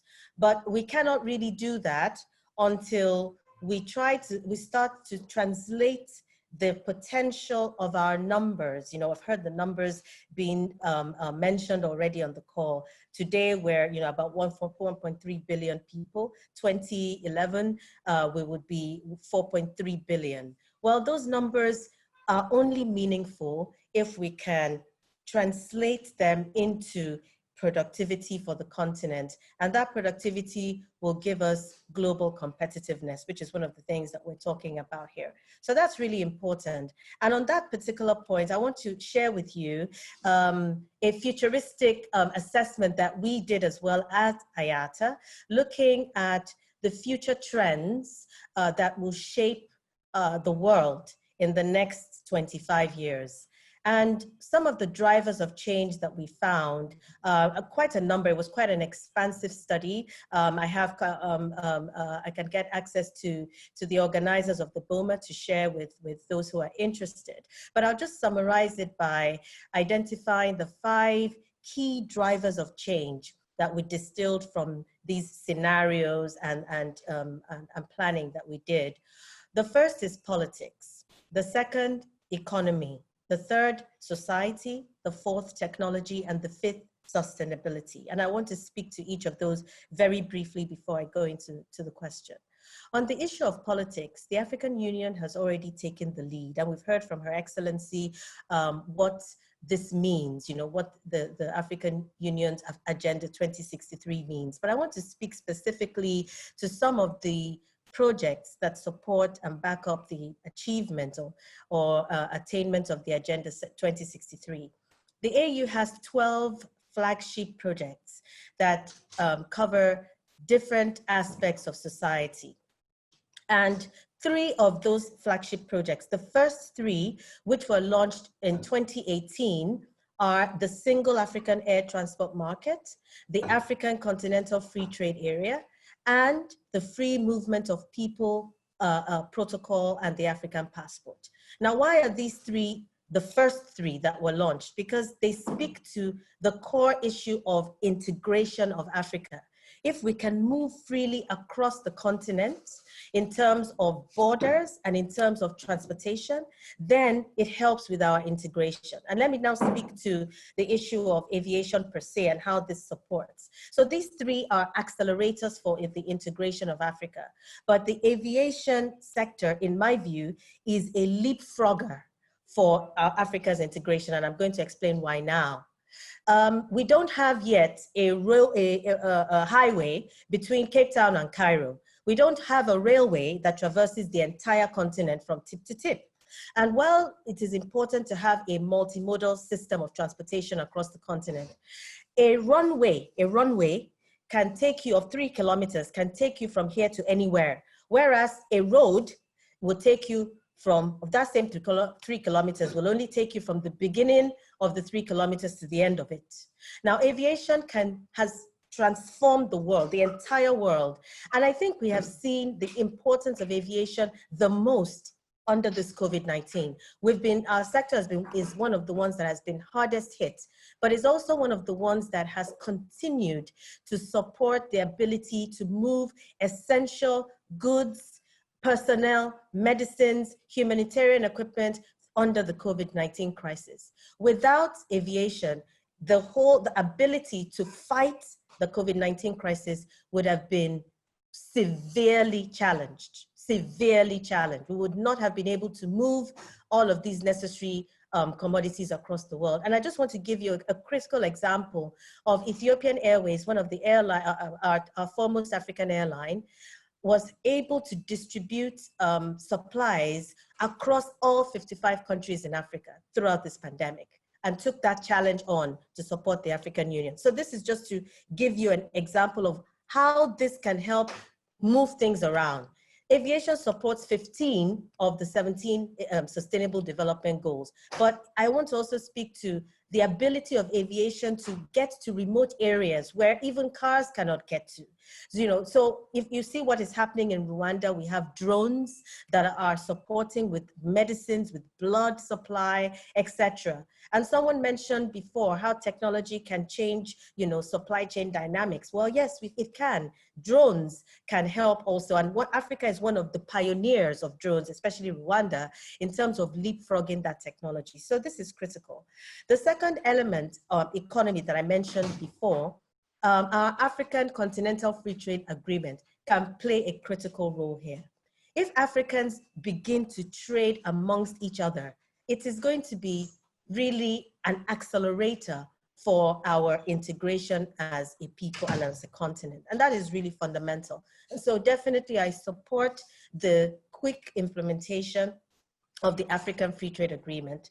And one of the enablers for the African Free Trade Agreement is the single African air transport market. And you asked the question about its implementation. It has been slow. The framework agreement for this single African market was determined in 1999. 30-something years down the line, we're still talking about the full implementation across the whole of Africa. But in the past 5 to 7 years, there has been a renaissance of that agreement, and we're starting to see African countries open up their markets, their airspaces to each other for better integration. So that has started to work. And we did a study in 2014, which will be renewed this 2020 or 2021 at the latest, that showed that 12 key markets in Africa, the 12 key countries across all of the zones in Africa, if they were to open their markets to each other, just 12 out of the 55, it would mean an additional $1.3 billion to the GDPs of those countries, and it would generate 155,000 additional jobs. And that was in 2014. So you can imagine what will come up with recently. So I'll be wrapping up shortly, but speaking to the issue of, so the economy, the issues that we've talked about as well regarding the common currency, I think plays a critical role here. I'm a supporter of if we can get a common currency, or even moving it further, like the young ladies mentioned, the cryptocurrency, that would be wonderful if we can do that. The final point here is on society. And I think that this is a really important point, and I think we need to maybe spend some time here. Society, from an African perspective, is something that we need to spend a bit more, put a bit more effort on, particularly this issue of Pan-Africanism. I grew up with a Pan-African in the generation of people who were coming back from their studies abroad or who were here to build their nations, the different nations across Africa. How many years down the line, 50-something, 60-something years down the line, the youth of today who are going to be the leaders of tomorrow, I'm not sure that they really have a full sense of being connected to Africa as their source. Yes, they're connected to their individual countries, but is Africa really, do they see Africa as their continent? So there needs to be a renaissance of Pan-Africanism, and the African Union has a key role to play here.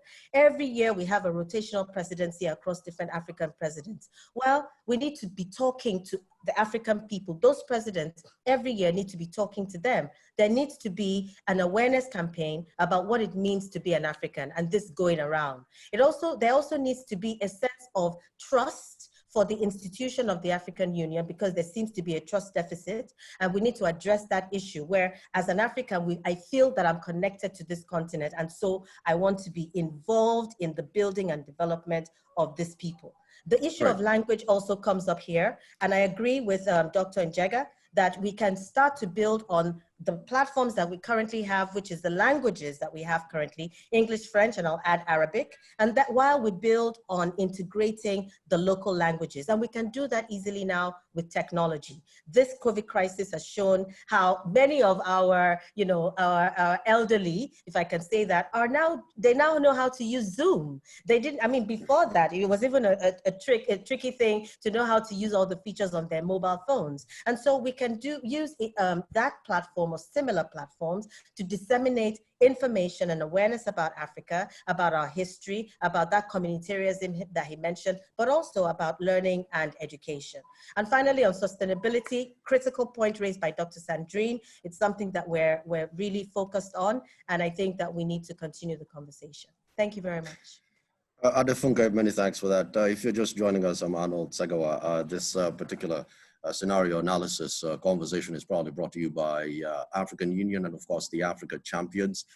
Let's throw over the ball to Dr. Ablad Latif, who happens to be an economist. And Dr. Latif, it's quite interesting that almost everything that we're touching on here fits into the issue of trade, Africa trading with African countries, trading with African countries, and ultimately having an impact on intra-Africa trade. But that is, it was interesting during the negotiations, there was a bit of a lag between the relatively more evolved markets, the South Africas, the Nigerias, as opposed to the relatively less developed countries. Going forward with 2063 in mind, how essential is it for a country like Egypt to come to the table, putting that in cognizant and in perspective with literature that shows that countries that have hard infrastructure already in play arguably are the biggest winners when it comes to the Africa Continental Free Trade Area and a burgeoning of intra-Africa trade. Yes, thank you very much. Hello, everyone, dear brothers and sisters. It's a pleasure to be invited to this very important initiative. I like very much what I heard, and there is very high positive energy involved and going through the assumptions of the models, the simulations, all that. This is the right way of doing it. This is the right way of trying to reach conclusions and affect the future.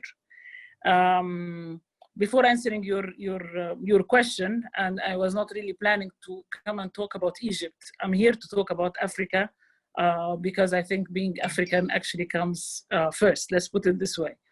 I strongly believe in the cause of this initiative and in the need to see a much stronger, much better Africa in the future. And I believe that Africa has very, very high potential. It's a continent that has very high potential because of its youth, actually more than even before, because of the wealth that it has. There are lots of countries that are having projects in Africa, but sustainable development, which is resilient and inclusive, will not be realized until it's happening with African hands. Having said this, let me mention the 3 points I had in mind as far as Africa is concerned, and then I'll talk at the very end about Egypt if there is time. My first key point has to do with preconditions that have to be satisfied for Africa to reach what it wants to reach the aspirations of its people. And we are not talking much about those preconditions. We're talking about the common currency, but there are lots of preconditions that are not there yet in Africa and that are important to exist. One of them is we need to have databases and enough information about what's happening in Africa. We do not have that.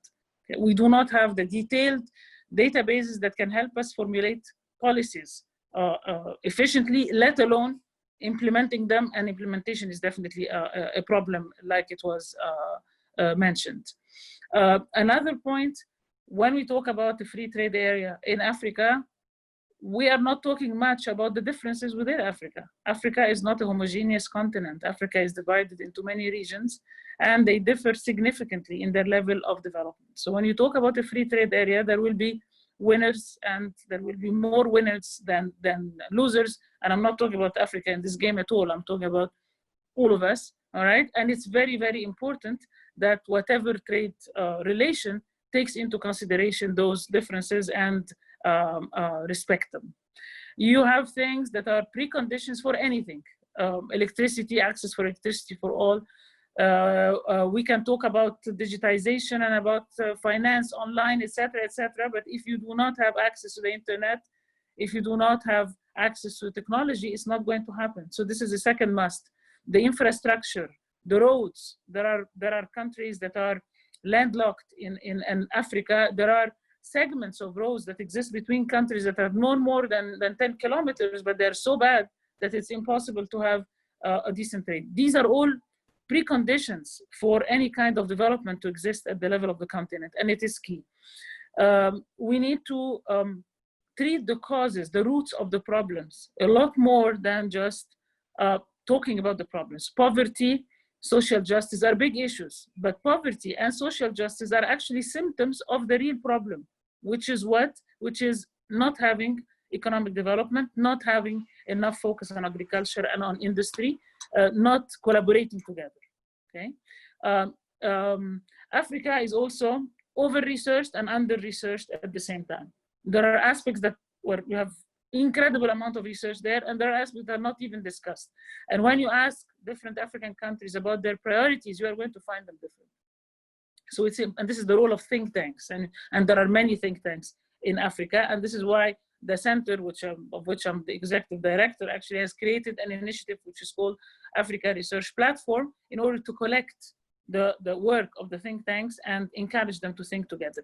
All of these are actually preconditions in order to be able to move to the aspirations we have in mind in 2063.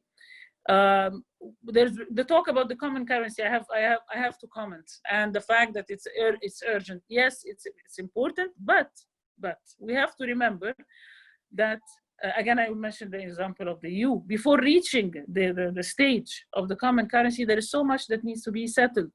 Okay, the common fiscal policy, the common monetary policy. These are all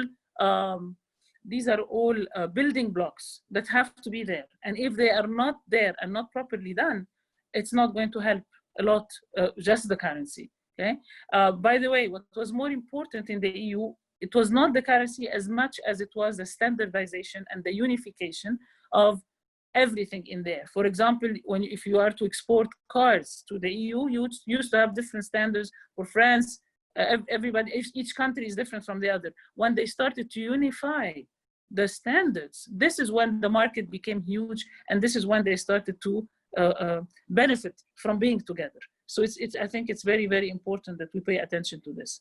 My last point has to do with COVID-19 and the silver lining associated with COVID-19 and how it has created opportunities for regional collaboration. This is what we should be really looking for now, and this should be the focus. For example, in the line of textiles, there is significant room for collaboration and for regional integration there, and having the full chain for the textiles within Africa. And Egypt would definitely be part of this. We need to be stronger in agriculture, stronger in industry, stronger in the areas that create jobs and that help us, okay, be strong enough to be able to realize the dreams, okay. I think I answered your point concerning, not Egypt as such, but rather the trade relations. Of course, the more developed the countries, the more they are going to benefit. But then let's make sure as a continent that this does not happen, okay? That the trade relation and the trade unity and the trade agreement takes into consideration differences between countries.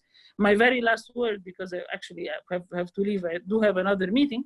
I can't help but notice the quotation that was given at the beginning of this meeting, which said that unity is important. It will not make us rich, but it will make Africans not be ignored and not be humiliated.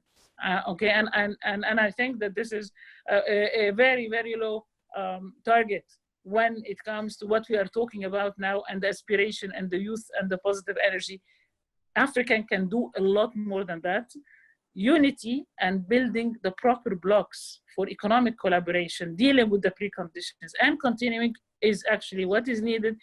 Africa is the future, and the future is African, all right, if we do it right. Thank you very much. Dr. Latif, many thanks for that. I wouldn't have even put it better. What a way to sign off. Thank you for that, and I hope your next meeting also goes well.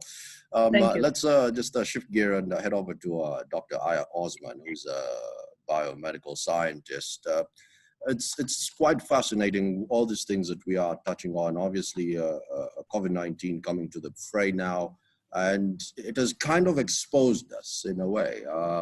The very meager spent on healthcare across the continent has just been exposed bare, and if even undressed by some governments that are now rushing on the fiscal side to try and spend some more on healthcare. Thank the heavens that cases are not as many as we were warned at the beginning of the year. But give me a sense of some trends, at least in the African healthcare space, that might interfere with some of the projections that we have been discussing earlier on. Thank you, Arnold. I just wanted to start by, first of all, saying thank you for inviting me to be on this panel. It's a true honor. And I really just wanted to take the time out to thank Afrochampions for organizing these discussions. They have been enlightening and uplifting for many of us who are of African descent, but have had to spend many of our years and life abroad and away from Africa. And so hearing these discussions take place is attracting us back to the continent and giving us hope for a future on the continent. To your question, I feel like the coronavirus pandemic has exposed a lot of healthcare systems around the world, not just in Africa alone. I'm currently in the States, in New York City, and it's been a shambles out here too. I think the major hindrance for the continent probably comes down to, I can only really speak about research as that's the field I come from, but I feel like I resonate with a lot of what Professor, Her Excellency Professor Sarah Anyang touched on. Science and technology are key for Africa's development and for dealing with the pandemic and for dealing with many other health issues that might arise on the continent. And without really focusing on science and technology and the development of that, I struggle to see how we could deal with any health impacts that touch Africa. And so the idea of a centralized research facility on the continent fills me with so much joy. I currently work at Mount Sinai Hospital, and it wasn't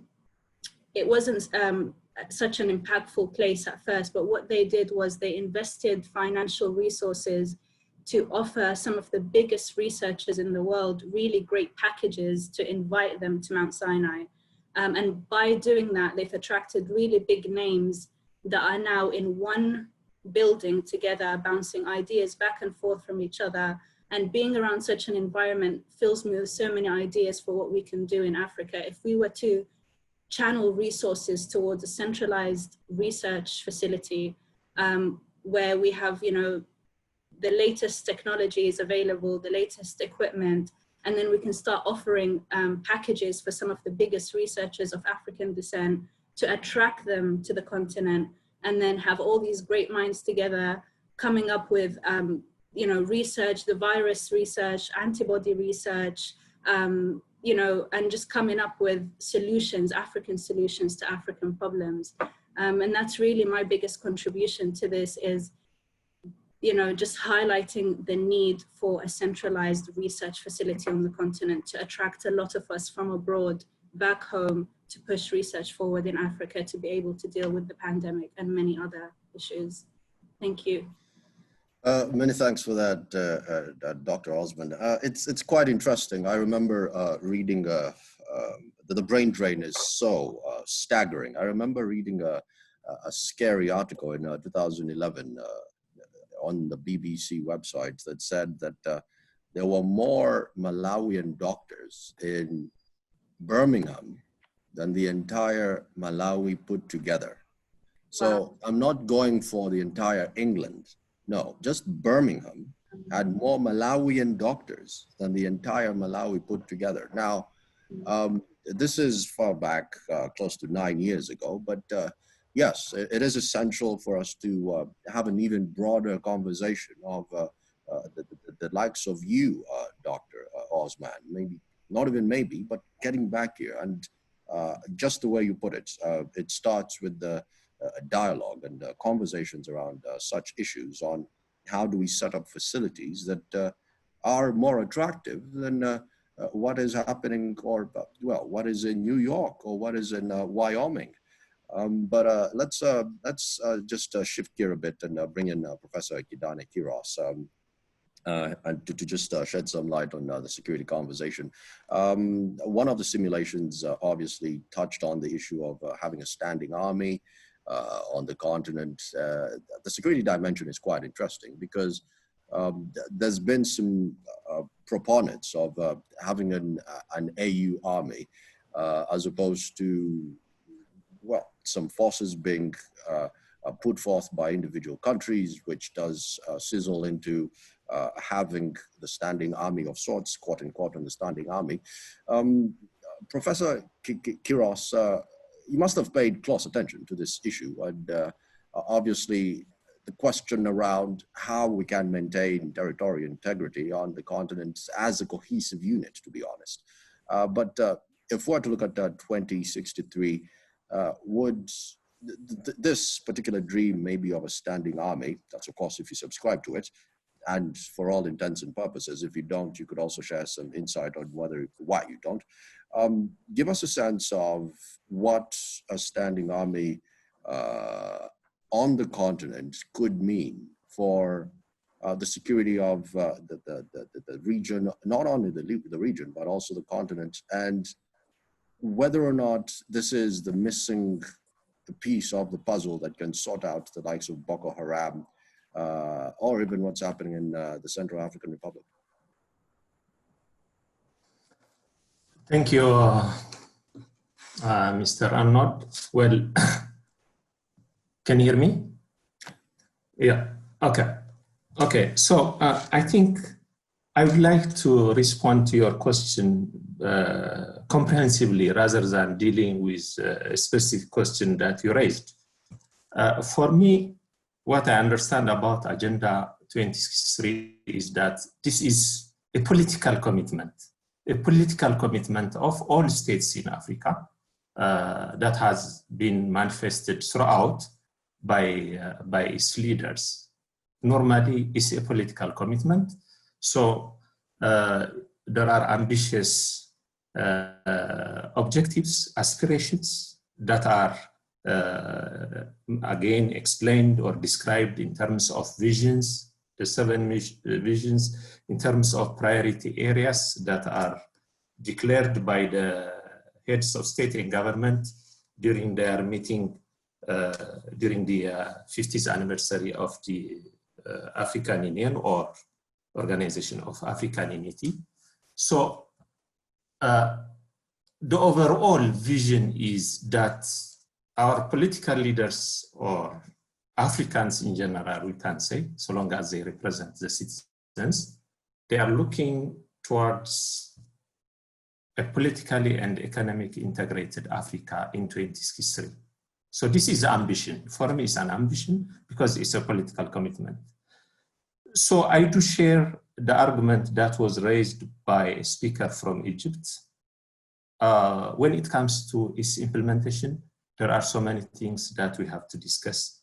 Even there are so many contradictions within the elements that are included in 2063. So first of all, when we opt for integrated politically and economically Africa in 2063, it means that we are looking for one African socio-economic community at Africa level. So for me, is it achievable or not, as it is now, taking into consideration what is on the ground? Is it possible or not? Well, for me, I'm a little bit reserved. Yes, I like the optimism, but I'm a little bit inclined to pessimism. Why? Because if you look at Africa in general, each and every member state in Africa, what we can say boldly is that there is one unfinished job, unfinished business, that is the state building. Okay? So at national level, you are not able to create sense of national identity. Okay? And yet you are looking to have a continental identity, taking into consideration the elements of the aspirations or visions. So for me, first, what we need to do is that we need to make sure that each and every member of the state has done its job at national level. This unfinished project, national project, has to be finalized before talking about even a standing army, African standing army. So that is basic. Of course, in order to complete this national project, the issue of democracy, the issue of governance is very important. Of course, it is also, described one of the priority areas or one of the visions of Africa, but taking into consideration what is happening on the ground, I don't think that in 2063, that all the major aspirations and visions will be successful, including this having standing army, African standing army. But there are, of course, some plans, some ambitions that can be implemented for sure. But as it is now, it's very difficult. I mean, we are talking about 50 years. Look what happened because of this pandemic. Of course, this is unforeseen situation, condition. So when we plan the activities for 2063, by the way, we don't have any resource. There is nothing, there is no any resource. Be it material resource or financial resource to fund all these plans. You have, flagship projects. For instance, one of the flagship objects is silencing the guns in 2020, meaning almost 2020 after 3-4 months is over. But do you think that we'll succeed in silencing the guns in Africa, even with the coming 10 years? Not only 10 years, it goes beyond. Why? Because, as I said, there is unfinished job. That job has to be first finished. So if you look at, because of poor governance, states, most of the time they fail. They fail to manage, to win, over the population. So instead, what they do is they coerce, okay? They marginalize. Then again, the people will react. And then, if you look at Africa, let me take Ethiopia as an example. If you look at countries bordering Ethiopia, I'm talking about the borders. All the people in Ethiopia, the border areas straddle beyond boundaries. They are the same people. If you go to Somalia, you have Ethiopian Somalis, you have Somalis. In the western part, it's the same. In the northern part, it's the same. In the eastern part, it's the same. So if there is a problem in Ethiopia, say for instance, then automatically there will be trickling down effects. Okay? Then when you talk about regional integration, then this regional integration is directly linked with what? With conflict. So first you have to solve this one. It has to be phased one. Otherwise, you don't just bring all together and then this is our mission. And then in 2063, we'll do this one. Well, for me, that is the other issue.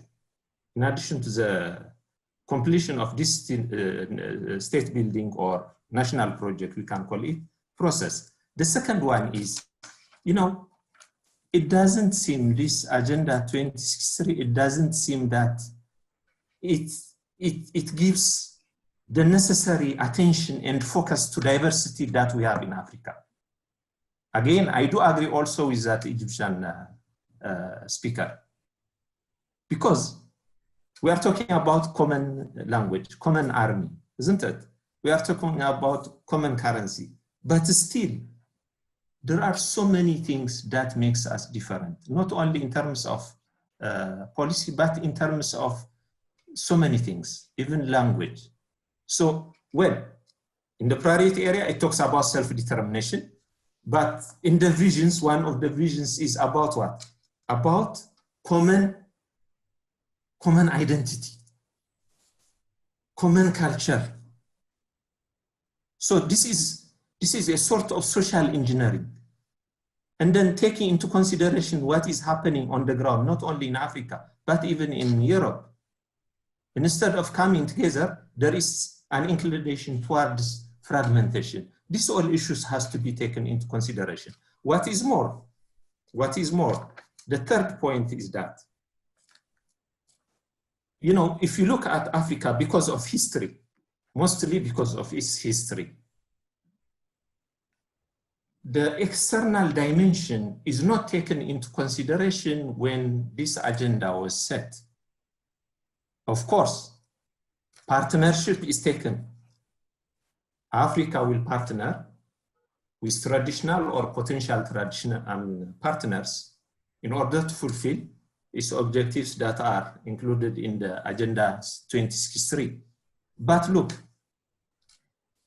if you look at Africa, because of its history, there is always, or Africa is always vulnerable to intervention by external actors. And then this will continue. If we have African Standing Army, who is going to finance that army? Who is funding the African Standby Force now? Who is funding AU? It will continue. I mean, we need partners. Also, we are saying that we need to have our own solution, African solution for African problems. Right. We are not excluding partnership, okay?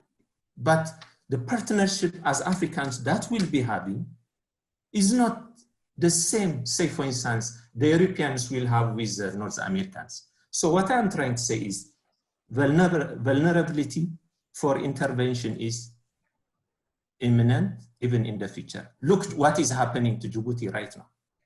Djibouti is becoming like a marketplace, okay? Everyone comes and all the powers are there. So what I would say is that we have this weak bargaining power. We are not willing, you know, for democracy to flourish. I mean, everywhere you can see it. Right, Prof. I might have to cut you short. Yeah, exactly. Yeah, exactly. Sorry. So I will make it brief. So what I'm trying to say is that generally we need to revise it. The agenda itself has to be revised.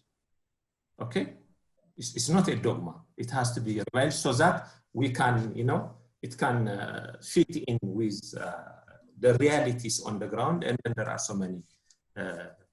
So for me, it's very difficult to have an African Standing Army while you have armies fighting to each other, let alone between states, even within states. Thank you so much for the time.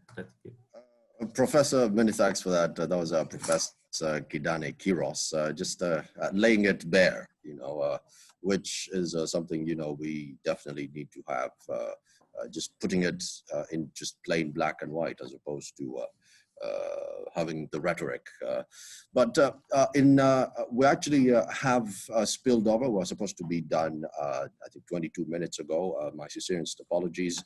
The conversation, as always, when it gets quite juicy and fascinating, and people just hitting it on the head like Professor Kiros, it's quite hard to just end it right there. In just under 2 minutes, I want to run off to Samuel Amano. There's a fascinating debate on hard and soft infrastructure. There was an IMF report a few years ago that showed that if a country invested in hard infrastructure, the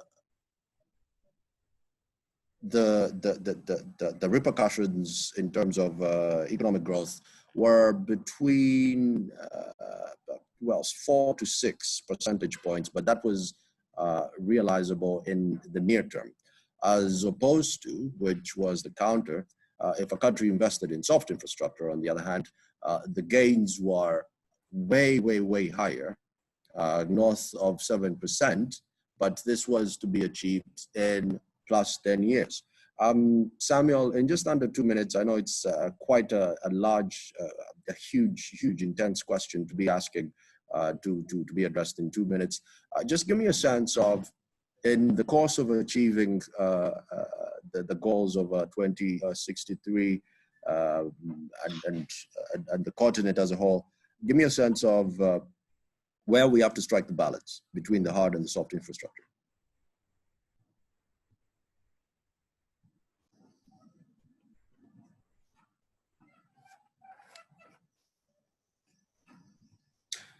Right, we might be struggling to get in touch with Samuel. Oh, there he is. Samuel, please. I think you're still muted though.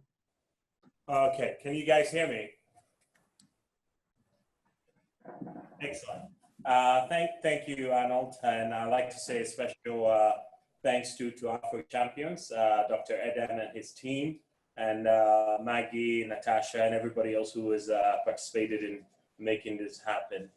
I've been listening, and it's so refreshing to find out that there are indigenous people on the continent who are trying to, aggregate the ideas and concepts, in essence, creating an idea unity to formulate the transformation we want. As you all know, building anything from scratch, if there's an existing infrastructure, is very, very difficult. And I believe that the current Africa we know is struggling from the fragmentation and then the disharmony. And that disharmony is costing us quite a bit of money, and it's costing us a lot of lost opportunity. I'm focused on, with my team and our global team members, focused on trying to see how we could realize the free trade agreement and looking at the key dependencies. We're in the digital space. We see the dependencies in building such a unified marketplace to enable trade. I know somebody talked about a single currency. I think one of the earlier speakers was talking about digital currency, and I saw that there were comments that was made that before you achieve that digital currency, you have to start at the regional level, which we're very, very strongly in favor of. But just some few stats that I wanted to share, that whilst we're dreaming, whilst we're thinking, whilst we're ideating, the rest of the world is still doing business, right? So Africa today, about 80% of our trade is done with the international market, and that's costing us quite a bit of money. You're talking, if we continue talking and not really taking the actions that we need to take, we're looking at about $2 trillion by the time we achieve Agenda 2063, right? Whilst we're talking, ideating, debating, having meetings and all of that, and not actually executing, we will be in a position where there's been a lot of capital loss, loss of opportunity, loss of revenue, which in turn can fix a lot of things on the continent. By 2030, if we don't integrate Africa in terms of financial integration, which is the core focus I have, we will probably have lost about $500 billion in the areas of remittance, in the areas of our securities exchange, our pension funds management, the disunity in the tax regimes. I think somebody mentioned that. The payment ecosystem, how we move small to medium and large value transactions across the world. We're looking at venture capital funding that's coming into the fintechs and the digital technologies that are coming in. We're also looking at credit and lending, right, to SMEs and guys at the bottom of the pyramid, micro lending. These are all areas that contribute to the pillars within the financial ecosystem and the financial infrastructure. If you look at what the Europeans have done, they realized that the dependencies on foreign currency was not the most efficient way, and also the cost of the fragmentation and the risk of the fragmentation is not something they can afford to continue and perpetuate. So I think the urgency of financial integration, the urgency of bringing the key regional blocks together and having a financial integration platform or policy will spearhead a lot of these capabilities that we're all screaming for. The interesting thing about financial integration is the fact that if you want to unify the armies of Africa, if you want to unify the trade regimes and trade ecosystems, you still need to have that bedrock of financial systems, because everything, I think it was in the Bible that speaks, money answereth all things. And if we're not able to expand the capital markets, expand the ease of trade between member states, only 20% of trade happens between the African economies. This is like known facts, right? So my alarm, my caution to leadership and to the powers within the AU, the powers within the different regional blocks, whether SADC, ECOWAS, and all the other supporting partners, is that we need to accelerate how we're tackling this financial integration element. I've been listening to what's happening in China and Hong Kong. If you watch Hong Kong, for example, it's an international financial center. China has seen the benefits that Hong Kong has gained, and they are accelerating their efforts to making China, Shenzhen, for example, as a hub for international financial center. Other regions in the UAE, they are pushing really fast. If we can have our Africa development banks and the Africa investment banks, the Africa central banks, to really accelerate some of these treaties that were signed way back, Abuja treaties and the likes, we will be in the position to effect real change. I know somebody was talking about the research ecosystem. A lot of that is also dependent on financial systems. There needs to be a lot of capital. There's a lot of capital traps that has happened within the pension regimes and the pension schemes.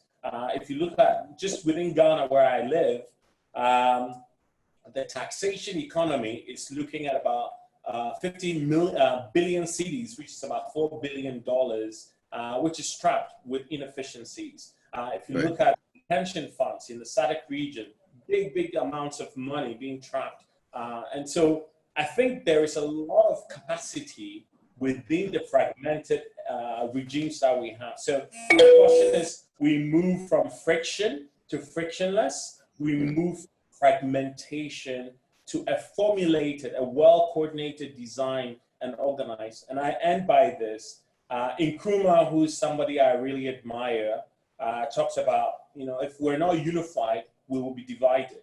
And as long as we're divided, our monies will be divided. And our monies will look very small and able to attract investment, the bonds market, and all the other capital instruments that we can work with to build that efficiency that we need so that we can prosper Africans' youth and provide the capacity they need with the digital capabilities that we require. So that's my little caution. Soft infrastructure requires a lot of policy, accelerating the policy side. So your financial integration framework policies. In terms of the hard infrastructure, I think the likes of Afrexim have taken the bull by the horn, looking at payment systems. I think there's a pilot going on in West Africa in terms of the ECOWAS region. But those hard infrastructures will not succeed if the organizational framework is not there, so that there'll be ease of doing business, there'll be ease of collaborating and doing trade among member states. So I would say the soft side, we need to come to the table. Some of the associations within the banking sector, some of the associations within the capital market sector, some of the associations within the cybersecurity ecosystems. We need to come together really quick and form these policies, which basically becomes the soft infrastructure that underpins the hard infrastructure, which are the technology tools that we can deploy. One of the evidence of success, I will hint, will be what's happening within the mobile money ecosystem. As you can watch, financial inclusion has sort of kickstarted, it's become like a big boom within the Africa context. A lot of the guys in the West are looking at Africa to say, okay, how did the African guys actually achieve this leapfrogging? I heard that word, how do we leapfrog? We have done that. We have demonstrated once there's focus, we can do it. So there's capacity, there's a lot of talent on the continent. Right now, if we fail to do all of that, we will be colonized in two ways. Our correspondence banking network fees that we're charging, there's a lot of FX gaps. Every African country, if you want to move money, you'll have to domicile with a dollar. that is digital colonization, if you think about it. If we don't fix that, we will be continuously colonized by these structures that have not been reformed. Secondly, the other area of colonization I see, on the surface, it looks good. We're getting funding for the startups in terms of venture capital, but really, when you extend the scope and you interrogate it a bit deeper, you realize that foreign funds are now funding our venture firms, the startups, your likes of Cellulance, your likes of Paga, your likes of all these companies, your likes of Blue Space, the company I work for, right? If you take foreign money will drive a different approach to your growth, patterns that you want to see. So once we restructure ourselves on the continent, we reform ourselves, there's enough capacity, enough capital that has been trapped, whether pension funds or what have you, that can drive the innovation we need within financial services industry, which is what the African trade requires. The innovation is held within the minds of the youth that we have right now. So in terms of soft and hard infrastructure, I think it's right within our reach. We should accelerate it. The urgency should be a bit higher than we have it as we speak. So that's my 2 minutes. I know it's been beyond 2 minutes. Thank you, Arnold. Samuel, many thanks for that. Let's just shift gear a bit and head over to the science space. We're actually just about to wind up. Let's speak to Professor Felix Dakora, who is the president of the African Academy of Sciences. Prof, just the other day, we got news of vaccine trials that are happening for the COVID-19 vaccine in South Africa, of course, a big spearheaded by the University of the Witwatersrand. Give me a sense of, on a broad scale, how vital it is for African solutions to be spearheaded right here on the continent. And I also understand you might have a big announcement for us.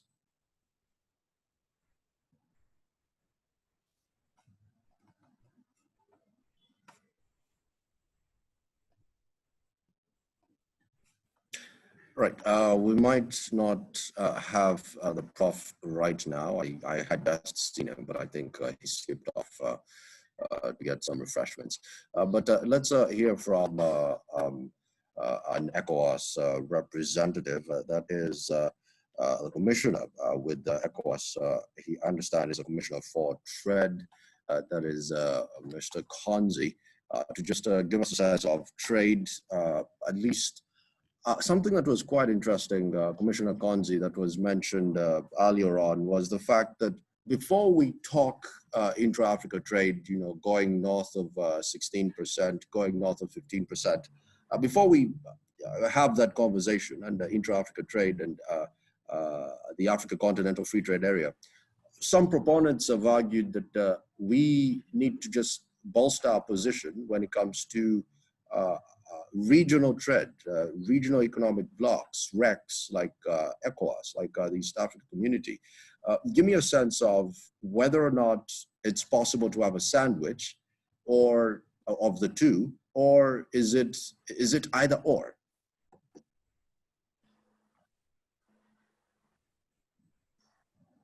Oh, okay, yeah, muted. I think he typed it by mistake. Merci beaucoup. Je voudrais dire encore une fois notre satisfaction. Invité donc à cette discussion. Pour aller tout droit à la question posée, je dirais tout simplement que au niveau de la CEDEAO, les échanges intracommunautaires tournent autour de 11 à 12%. Donc, très faible. Et cela représente pour notre communauté un véritable défi. En ce sens que nous devrons absolument travailler pour que nous puissions changer et élever ce niveau des échanges intracommunautaires. Ces échanges sont essentiellement marqués ou composés par des marchandises très peu transformées. Et donc, tant que nous n'avons pas de tissu industriel complémentaire dans les États voisins, l'essentiel de l'exportation, à savoir les minerais, les céréales, les fruits et légumes, bref, nos matières premières vont être exportées à destination de l'Europe, de l'Asie ou de l'Amérique, de manière à ce que, in fine, l'essentiel de nos échanges se retrouve tourné vers l'extérieur. Au moment où nous nous engageons dans les négociations pour la ZLECAf, la zone de libre-échange continentale africaine, nous pourrions avoir l'effet de sandwich si les autres pays d'Afrique, en dehors des CDAO et autres, ont des unités industrielles complémentaires capables de recevoir et de traiter des matières premières exportées par les autres pays africains membres de la ZLECAf. Mais si on constate au niveau du continent, il n'y a pas un certain tissu industriel capable de transformer certaines marchandises, nous aurons encore à déplorer l'exportation massive des minerais bruts, l'exportation massive des matières premières agricoles, et donc finalement, la question se pose de savoir le véritable levier, à notre sens, serait d'amorcer l'industrialisation de l'Afrique, au moins au niveau de l'agroalimentaire, pour pouvoir transformer nos matières premières et de manière à pouvoir gagner sur les chaînes de valeur avant leur exportation.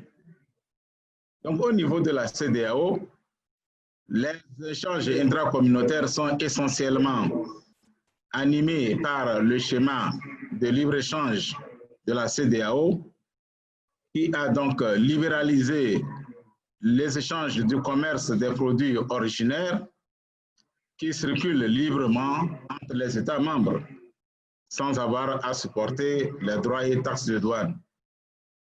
Depuis le 1er janvier 2015, la CEDEAO est passée à la première étape de l'union douanière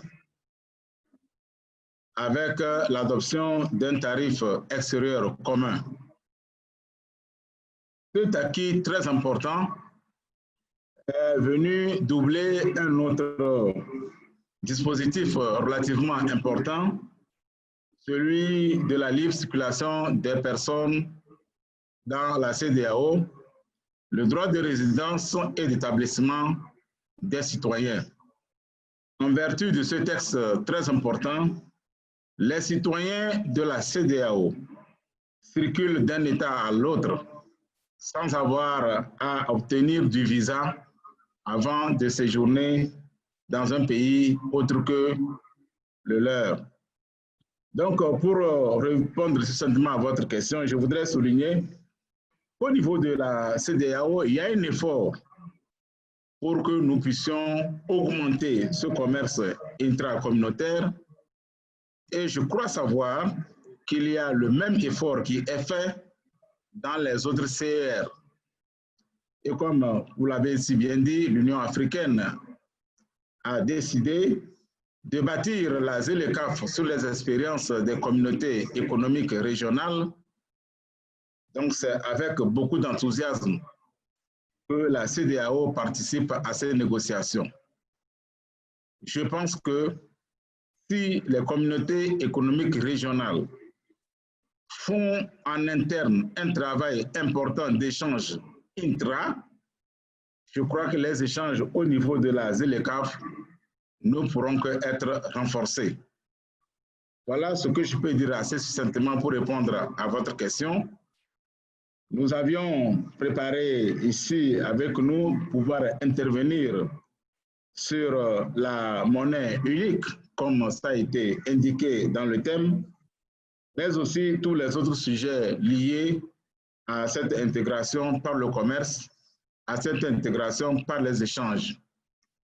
Nous menons au niveau de la CEDEAO une bataille extrêmement importante contre les obstacles au commerce. Ainsi que nous le savons, une chose est d'établir une zone de libre-échange, une autre est de permettre la libre circulation des produits bénéficiaires de cette libre-échange. Donc, la lutte contre les barrières tarifaires et non tarifaires, les tracasseries, mais aussi la bataille pour l'amélioration des infrastructures de transport. On en a parlé longuement tout au début de cette discussion. Donc, il y a tout un effet domino si nous voulons que l'ASELECAF puisse être un progrès. Il va falloir travailler sur plusieurs fronts. Trouver de la matière à exporter, trouver des industries qui peuvent transformer les matières exportées sur le continent et pouvoir disposer d'une logistique de transport et des voies de communication praticables pour pouvoir assurer la fluidité des échanges intracommunautaires. Au niveau de la monnaie unique, la CEDEAO a adopté la monnaie unique et comme vous le savez, c'est un sujet particulièrement délicat et qui nécessite un certain nombre de dispositifs, notamment la structure d'émission, une banque centrale et les critères pour rejoindre cette monnaie unique. Quand nous parlons de la monnaie unique pour l'Afrique, donc nous estimons que la création d'une telle monnaie revêt une importance capitale en ce qui concerne les équilibres macroéconomiques et cette monnaie pourrait bien favoriser les échanges entre les États membres de l'Union africaine. Évidemment, la création d'une monnaie requiert un certain nombre de préalables dont certains sont particulièrement sensibles. À ce titre, il faudrait qu'on s'assure de la définition du régime d'échange de cette monnaie, qu'on s'assure de la fiabilité de ces organes de gouvernance, notamment une banque centrale. Et je pense que le moment venu, les États membres de la CEDEAO vont participer avec enthousiasme et zèle à l'édification de cette monnaie africaine en y apportant leur expérience en ce qui concerne la gestion de cette nouvelle monnaie en se fondant donc sur nos expériences des monnaies en cours. Je voudrais, avec votre permission, également aborder le sujet relatif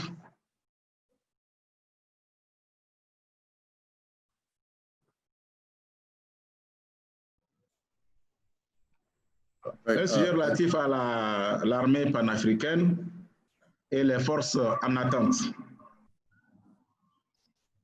Et le dernier sujet sur la langue commune. Je voudrais savoir si M. Arnold voudrait bien que je puisse poursuivre ou bien il faudra reprendre la parole pour resituer les discussions. Je vous remercie. Commissioner, I think we are running a bit heavy. It was actually getting a bit late, though that you've actually shed a lot of light on some of these matters, especially many proponents who have in the past argued that it is an issue of yes or no. You know, you either go for continental trade or you go for regional economic blocks. When the regional economic blocks get to a certain point where they are mature, then you can have the conversation around having a continental free trade area. And I think you've addressed that in a very, very eloquent and erudite manner. sincerest apologies for having to cut you off there. Let's just get a hold of Professor Felix Dakora, who's actually managed to join us again. He's the president of the African Academy of Sciences. Professor Dakora, just a touch on the issue of African solutions and the sciences being developed right here, especially with what I put this in concert, and I'm trying to be cognizant of that news that we did here just I think it was 2 weeks ago, that the University of the Witwatersrand is looking at, they're already actually doing human trials for a COVID-19 vaccine. Just give me a sense of how essential is it? It is, should I say, for our own sciences being bred and practiced right here. And what the likes of you, as president of the African Academy of Sciences, bring to the table in that particular conversation. I also understand you do have a big announcement coming forward. Thank you, Arnold, and thanks to Afrochampions for the invitation to the African Academy of Sciences. Yes, clearly, of course, everyone is worried about COVID-19, and the world over, scientists are working around the clock in order to, identify a cure. And sometimes, even if it's not a cure, but you get a substance that can boost your immune system to allow you to overcome COVID-19. I think that's still quite an achievement. And yes, this university is undertaking some of those trials, just like other institutions, actually. But beyond the trials, there are also many laboratories in South Africa, but also in the rest of Africa, where people are screening a lot of botanicals. In other words, these are plant extracts from indigenous or traditional medicinal plants that they are evaluating just to see if we cannot get an African treatment of the COVID-19.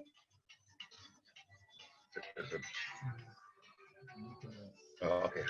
So yes, sorry, my phone was in the way. So yes, it's a hectic moment for all scientists across the world. In fact, I just got an email yesterday from some of our colleagues in China. The academy does have fellows who are Chinese, and we work together. And similarly, they are also busy in their laboratories trying to also running various vaccines. And the idea was that should they succeed with anything, Africa must know that will be number one in the queue because of the fact that they are fellows of our academy. And so I think a lot of activities are actually ongoing in different African countries by fellows of the academy. Because it's a Pan-African academy, we actually don't work just specifically in one country, but we do have our fellows who are scientists that are very active in the COVID-19 research in many of the different African countries. But I'd then like to move from there back to the theme of this conversation and also thank Madam Commissioner Sarah Ayang for kind of opening the floor for me because she talked to science and technology. And when we discuss integration of the continent, going back to the original concept of common currency, common language, I think the same applies to the science. For Africa, what really was impeding progress is the fact that we worked in silos within regions. In essence, scientists in West Africa were not collaborating with their counterparts in East Africa or Central Africa or Southern Africa. But now, with the intervention of the African Academy of Sciences, we do have a lot of programs. Some those discussion about climate change. We had a program on climate change. We do have programs on health, Deltas, and AISA that are addressing a lot of the health issues in the continent. We also have early career scientist program. It's called FLAIR. That one allows grant holders to do any type of science, if I can put it that way. It can be from chemistry to physics to energy. And that's one of our latest programs jointly run with the Royal Society of the UK. And so essentially the African Academy of Sciences is using a model that will ensure that science is integrated across the continent. And the model is that for many of these programs, we encourage participants to form a consortium from at least 2 to 3 regions of the African Union, and then you apply for the grant. That way, then it does allow scientists to visit each other's laboratories and get to know what is happening. And in some specific instances, the scientists, it's a requirement that you actually cannot do the research in your laboratory, you must do it in another laboratory in one of the African Union regions. And so that's helping to integrate the work of science in the continent, and also allowing the divide that has always existed between Anglophone, Francophone, that gets actually eliminated, because scientists now are working across the board, irrespective of their linguistic background.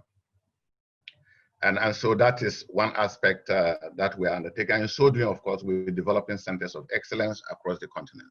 We do have centers that are world-class.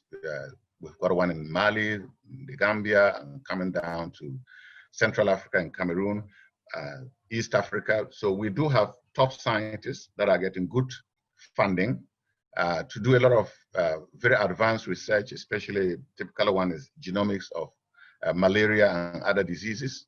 And that's in many ways opening the way for early career scientists to be able to do work in the continent instead of taking off to the advanced countries. Of course, some of them do go abroad to sharpen their tools in scientific research, but they do that and come back to the respective laboratories. So in a sense, this is the way that the academy has been trying to integrate science across the board for the continent. And I think if I go back, Madam Sarah, Her Excellency Madam Sarah Ayang mentioned about the need for an Africa common scientific laboratory. And I totally agree with her that it would be important if we could, but I wouldn't call it a laboratory, I actually call it laboratories, because the continent is so huge. And so if money were like stones, I would rather put it that we need a common scientific laboratory in each of the African Union regions. And hopefully from there, we can grow more of such laboratories into individual countries. But of course, funding is a major problem. Science funding in particular is a major problem in Africa. And so if I can go back again into what I read in one of the programs, some colleagues are talking about Africanizing science and technology. Well, that I guess is a nice thing to say, but it's not something that one can do. Science is science, science is universal. Science is not, cannot be restricted to a particular location. But what I think they really mean is that, which is what the African Academy of Sciences is pushing for, is that we shouldn't do research for the sake of research. The research that is done in the continent should address continental problems. And I think that's what it should really be. It's not Africanizing the science, but it's Africanizing the choice of projects that you do your research on. And most of the research should be directed at resolving problems that are unique to the continent, like I mentioned about the genomics of malaria that's taking place in Mali. And so I think that's the approach that we should be taking instead of talking about Africanization of science, technology, and innovation. I think it's identification of the problems and the tools we use to solve them. That is what should be really important. And I just also wanted to add that, well, I think this good old saying, he who blows the piper dictates the tune.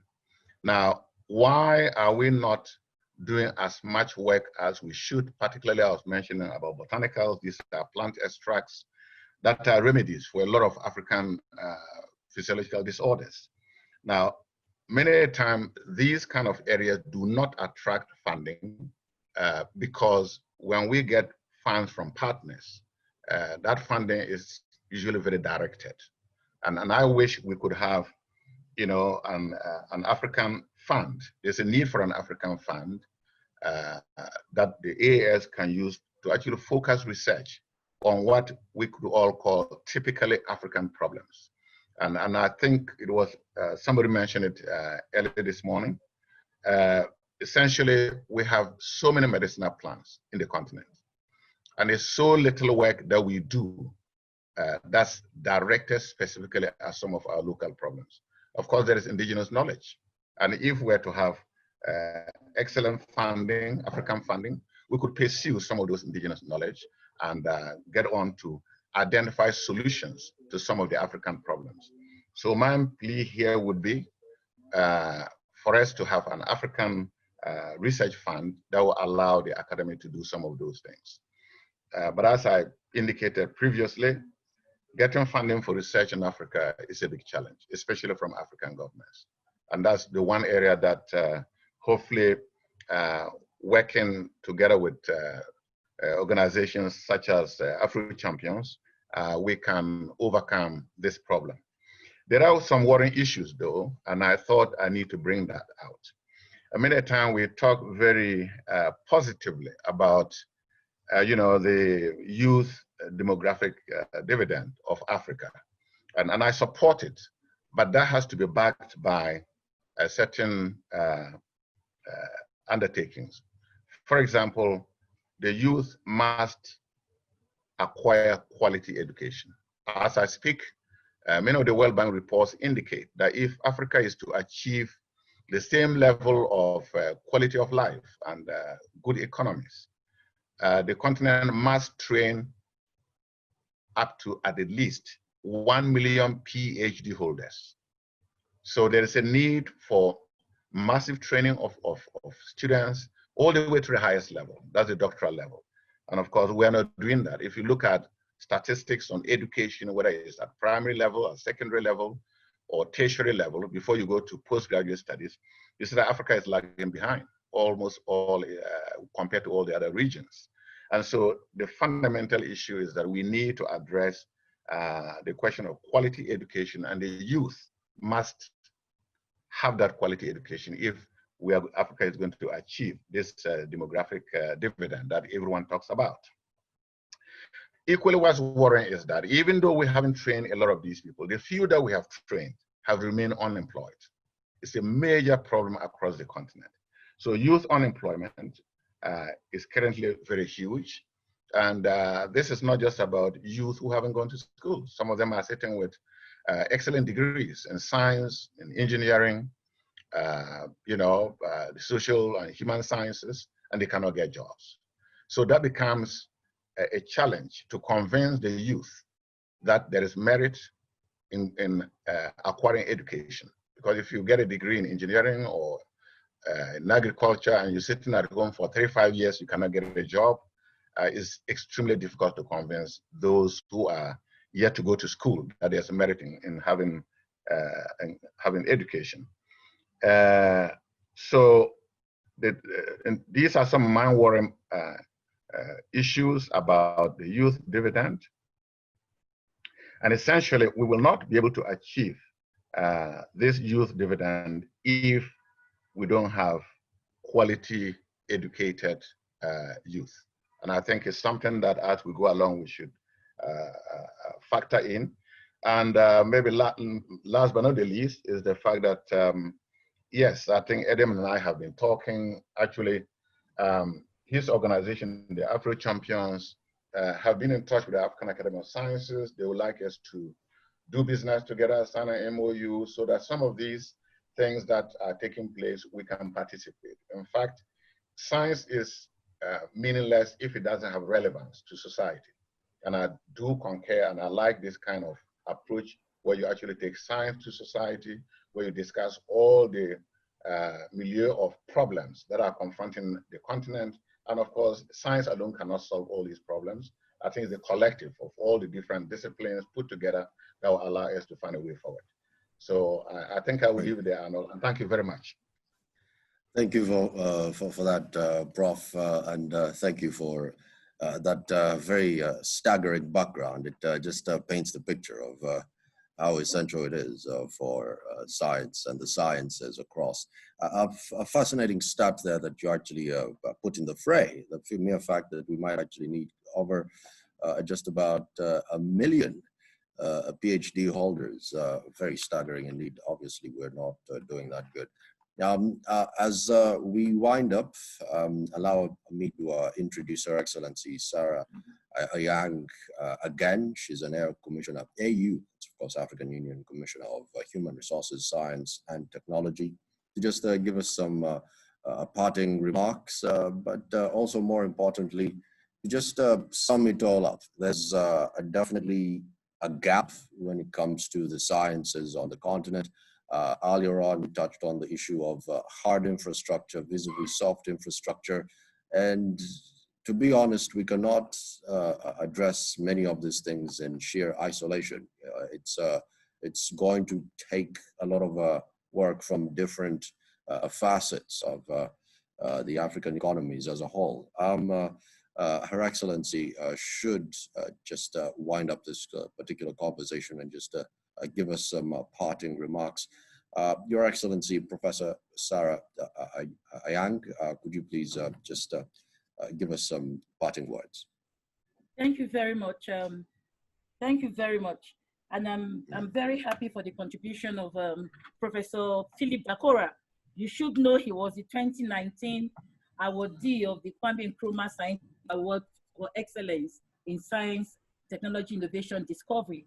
And he is the president of the African Academy of Science, that is a specialized agency of the African Union.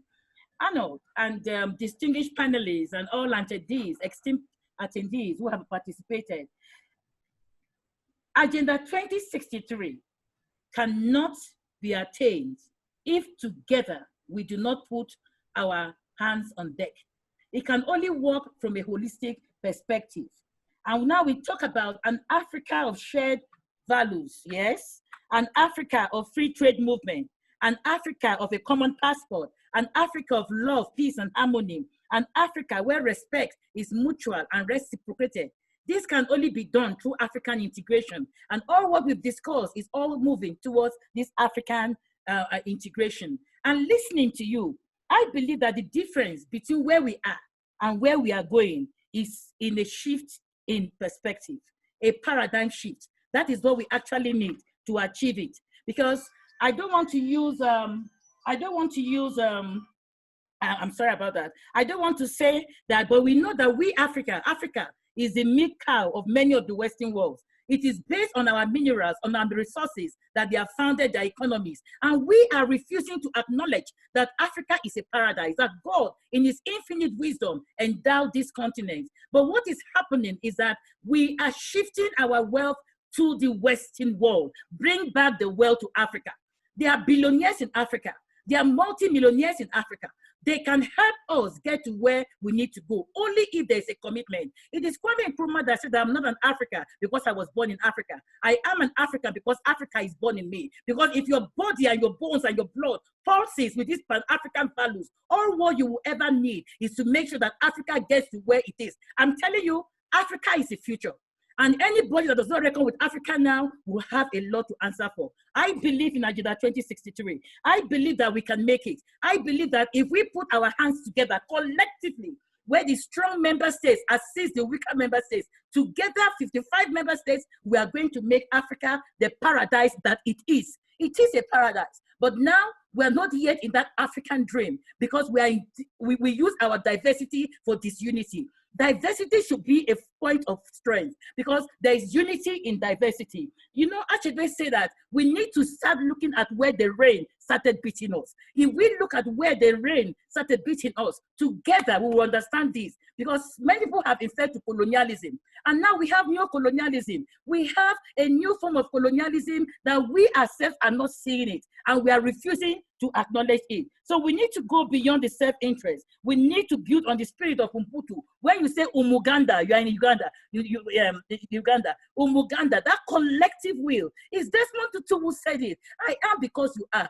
My existence depends on you. And if that is an Africa of a common destiny, an Africa of a common vision, the vision of Agenda 2063, that Africa we want needs all of us coming together to build on our unique strength and all that. But more importantly, like Professor Dakore has said, we need to capacitate the young people of Africa.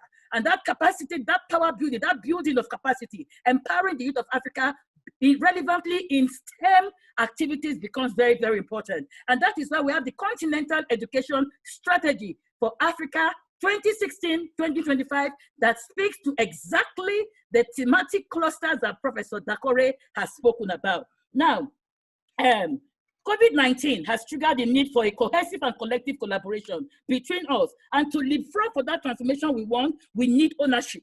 I believe so much that Africa needs to own its own business. You don't need to depend on the Western world completely. You need to have ownership so that you can dictate it. Somebody made a statement here. He who plays the piper dictates the tune. We want to dictate the tune. So we need to do that which we need to do. We must be a block where the stronger supports the weak. So in that light, with the African Academy of Science and Afrochampion, we are looking at the possibility of launching an African Science Innovative Festival.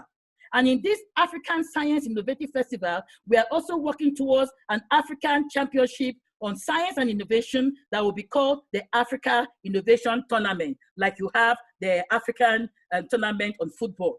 The other thing we are working on is with the African Academy of Science and Afrochampion, we are discussing the need of having an African Virtual Academy of Arts and Sciences, AVAAS, so we can cohere and strategically link our common thematic interests for a greater impact. Professor Dakore said we should have many African centers or laboratories where we can work together and make sure that we deliver to this Africa. Africa is our Africa, and our responsibility is to make sure that we pay back to Africa. I remember a poem I read when I was younger, Africa, my Africa, Africa of strong warriors in the ancestral savannas, Africa of whom my grandmother speaks. But now our back is bent. Why is it bent? Because we're not together. So let's work together to make Africa great. Let us work together according to the national anthem of the African Union. We can do everything that we need to do in a way that the world will respect us. It is not about us being divisive in our attitude. It is about us working together, having our strategic linkages so that together we'll move together. Listening to all of us, this passion that burns in you, this passion that burns in me, make us whole, that we have a sense of reasoning. We are not cows. We are not animals. We are black and proud. And we have a thinking faculty. The whites don't have horns on their head. They have the same physiology that we do have. And when you even think about the big brains making inventions abroad, they are Africans. That is why they give their citizenship. So let's build on our brain gain and bring them back home. And let's work together. Sincerely, if somebody is earning a very good salary and you as an African government, you don't want to give them that good salary, they will not want to come back home. They will only come back home when you create a conducive environment. And the youth of Africa, they are very, very innovative. I believe in the youth of Africa, but they need space for co-creation. So this African integration can only take place by us, with us, respecting one another and creating the spaces we need. Together, we are stronger. Coming together, they say, is a beginning. Working together is progress, but staying together is success. Happy African Integration Day. Arnold, thanks for this opportunity. And congratulations to Afrochampions for organizing this and bringing these esteemed speakers who have spoken. And I've been reading the chat, have been seeing where many of them have been responding. And I've been reading the chat, I've been so excited. And I'm very proud of my African brothers and sisters because we have the brain and we are going nowhere. We are going to storm the world and take the world by force. Thank you. Professor, I don't know how I'm supposed to follow up from such a delivery. If I'm even worried, I might not have a job at this rate. That was Her Excellency Sarah Young, who is an AU Commissioner of Human Resources, Science and Technology. Did I mention she's also a professor? Yes, she definitely is. Very, very many points that you've actually touched on there, Prof. One happens to be on the announcement around the Africa Virtual Academy of Arts and Sciences. And of course, this is in partnership with the Afrochampions and the Africa Union, and also the Africa Innovation Tournament. It's fascinating. The likes of, there's a time when scientists and people in data analysis and all these innovators they were not the rich folk. People who were rich were into oil and all of that. But right now, Jeff Bezos, Mark Zuckerberg, it's time that someone looked at a tournament of this particular style, a tournament that is meant for innovators, a tournament that is looking to produce the next M-Pesa, next big thing on the continent, and a very timely time for this to be actually to be put to the fresh, I say. Ladies and gentlemen, many thanks for sparing your time and committing it to this particular cause and allowing us to just have this particular conversation. We started from very far, if I could say, you know, with the scenario analysis. Fast forward to where we are right now. We've heard some very, very insightful speakers and conversations, a few arguments here and there, ranging from common currencies to trade unions and regional economic blocs. And I'm afraid we've run out of time. As they say, all good things do have to come to an end. I've been your host, Arnold Segoa, broadcasting from the Pearl of Africa. Well, many of you know it as Uganda. And timely indeed for this particular conversation, but allow me to hand over to Natasha Mohoza, who is in Nairobi, if I'm not mistaken, to just wrap it all up. Thank you very much. Wow, thank you. I do not know where to start and end with my thank yous, but like I did yesterday, I will say thank you in both my native language, Kinyarwanda, and in Swahili, which is the language of the country I'm in now. So murakoze chane and asante sana to all of you who are our participants who have just made it a beautiful conversation, and to the stunning contributions of our moderator who has just made it an in-depth, very incisive conversation across the board and across disciplines of the different disciplines that are represented here. Thank you so much also to everybody who's been following and engaging and commenting on the chat, both here on Zoom, but also on all other social media platforms. I cannot thank you enough for all the excellencies and professors and all your different capacities and making the time for us. I just say I'm overwhelmed with gratitude. And of course for indulging us, and we, with this time thing, we are well behind schedule, but you have been patient and been still as enthusiastic as you were in the beginning. You know, honestly, from the Afrochampions team and African Union, we give you so many thanks. And of course, I would like to invite you tomorrow for another day of yet again very wonderful conversations, and especially we will be discussing innovation, entrepreneurship, and the creative industry of Africa, with financing and all that goes with that. And all these sessions will be running from 11 a.m. GMT up to 18 hours GMT. Hopefully we will not be that bad on time tomorrow, but you're most welcome. Bring a friend, bring your cup of coffee, and enjoy yourselves with us tomorrow as we lead up to the Africa Integration Day on the 7th. I, of course, wish you a wonderful evening, morning, afternoon, depending on where your time zone, the time zone from which you are listening, watching. And of course, I wish you, you know, COVID-free season. And yes, I'll see you again. See you tomorrow. Thank you so much. We will leave you with a video.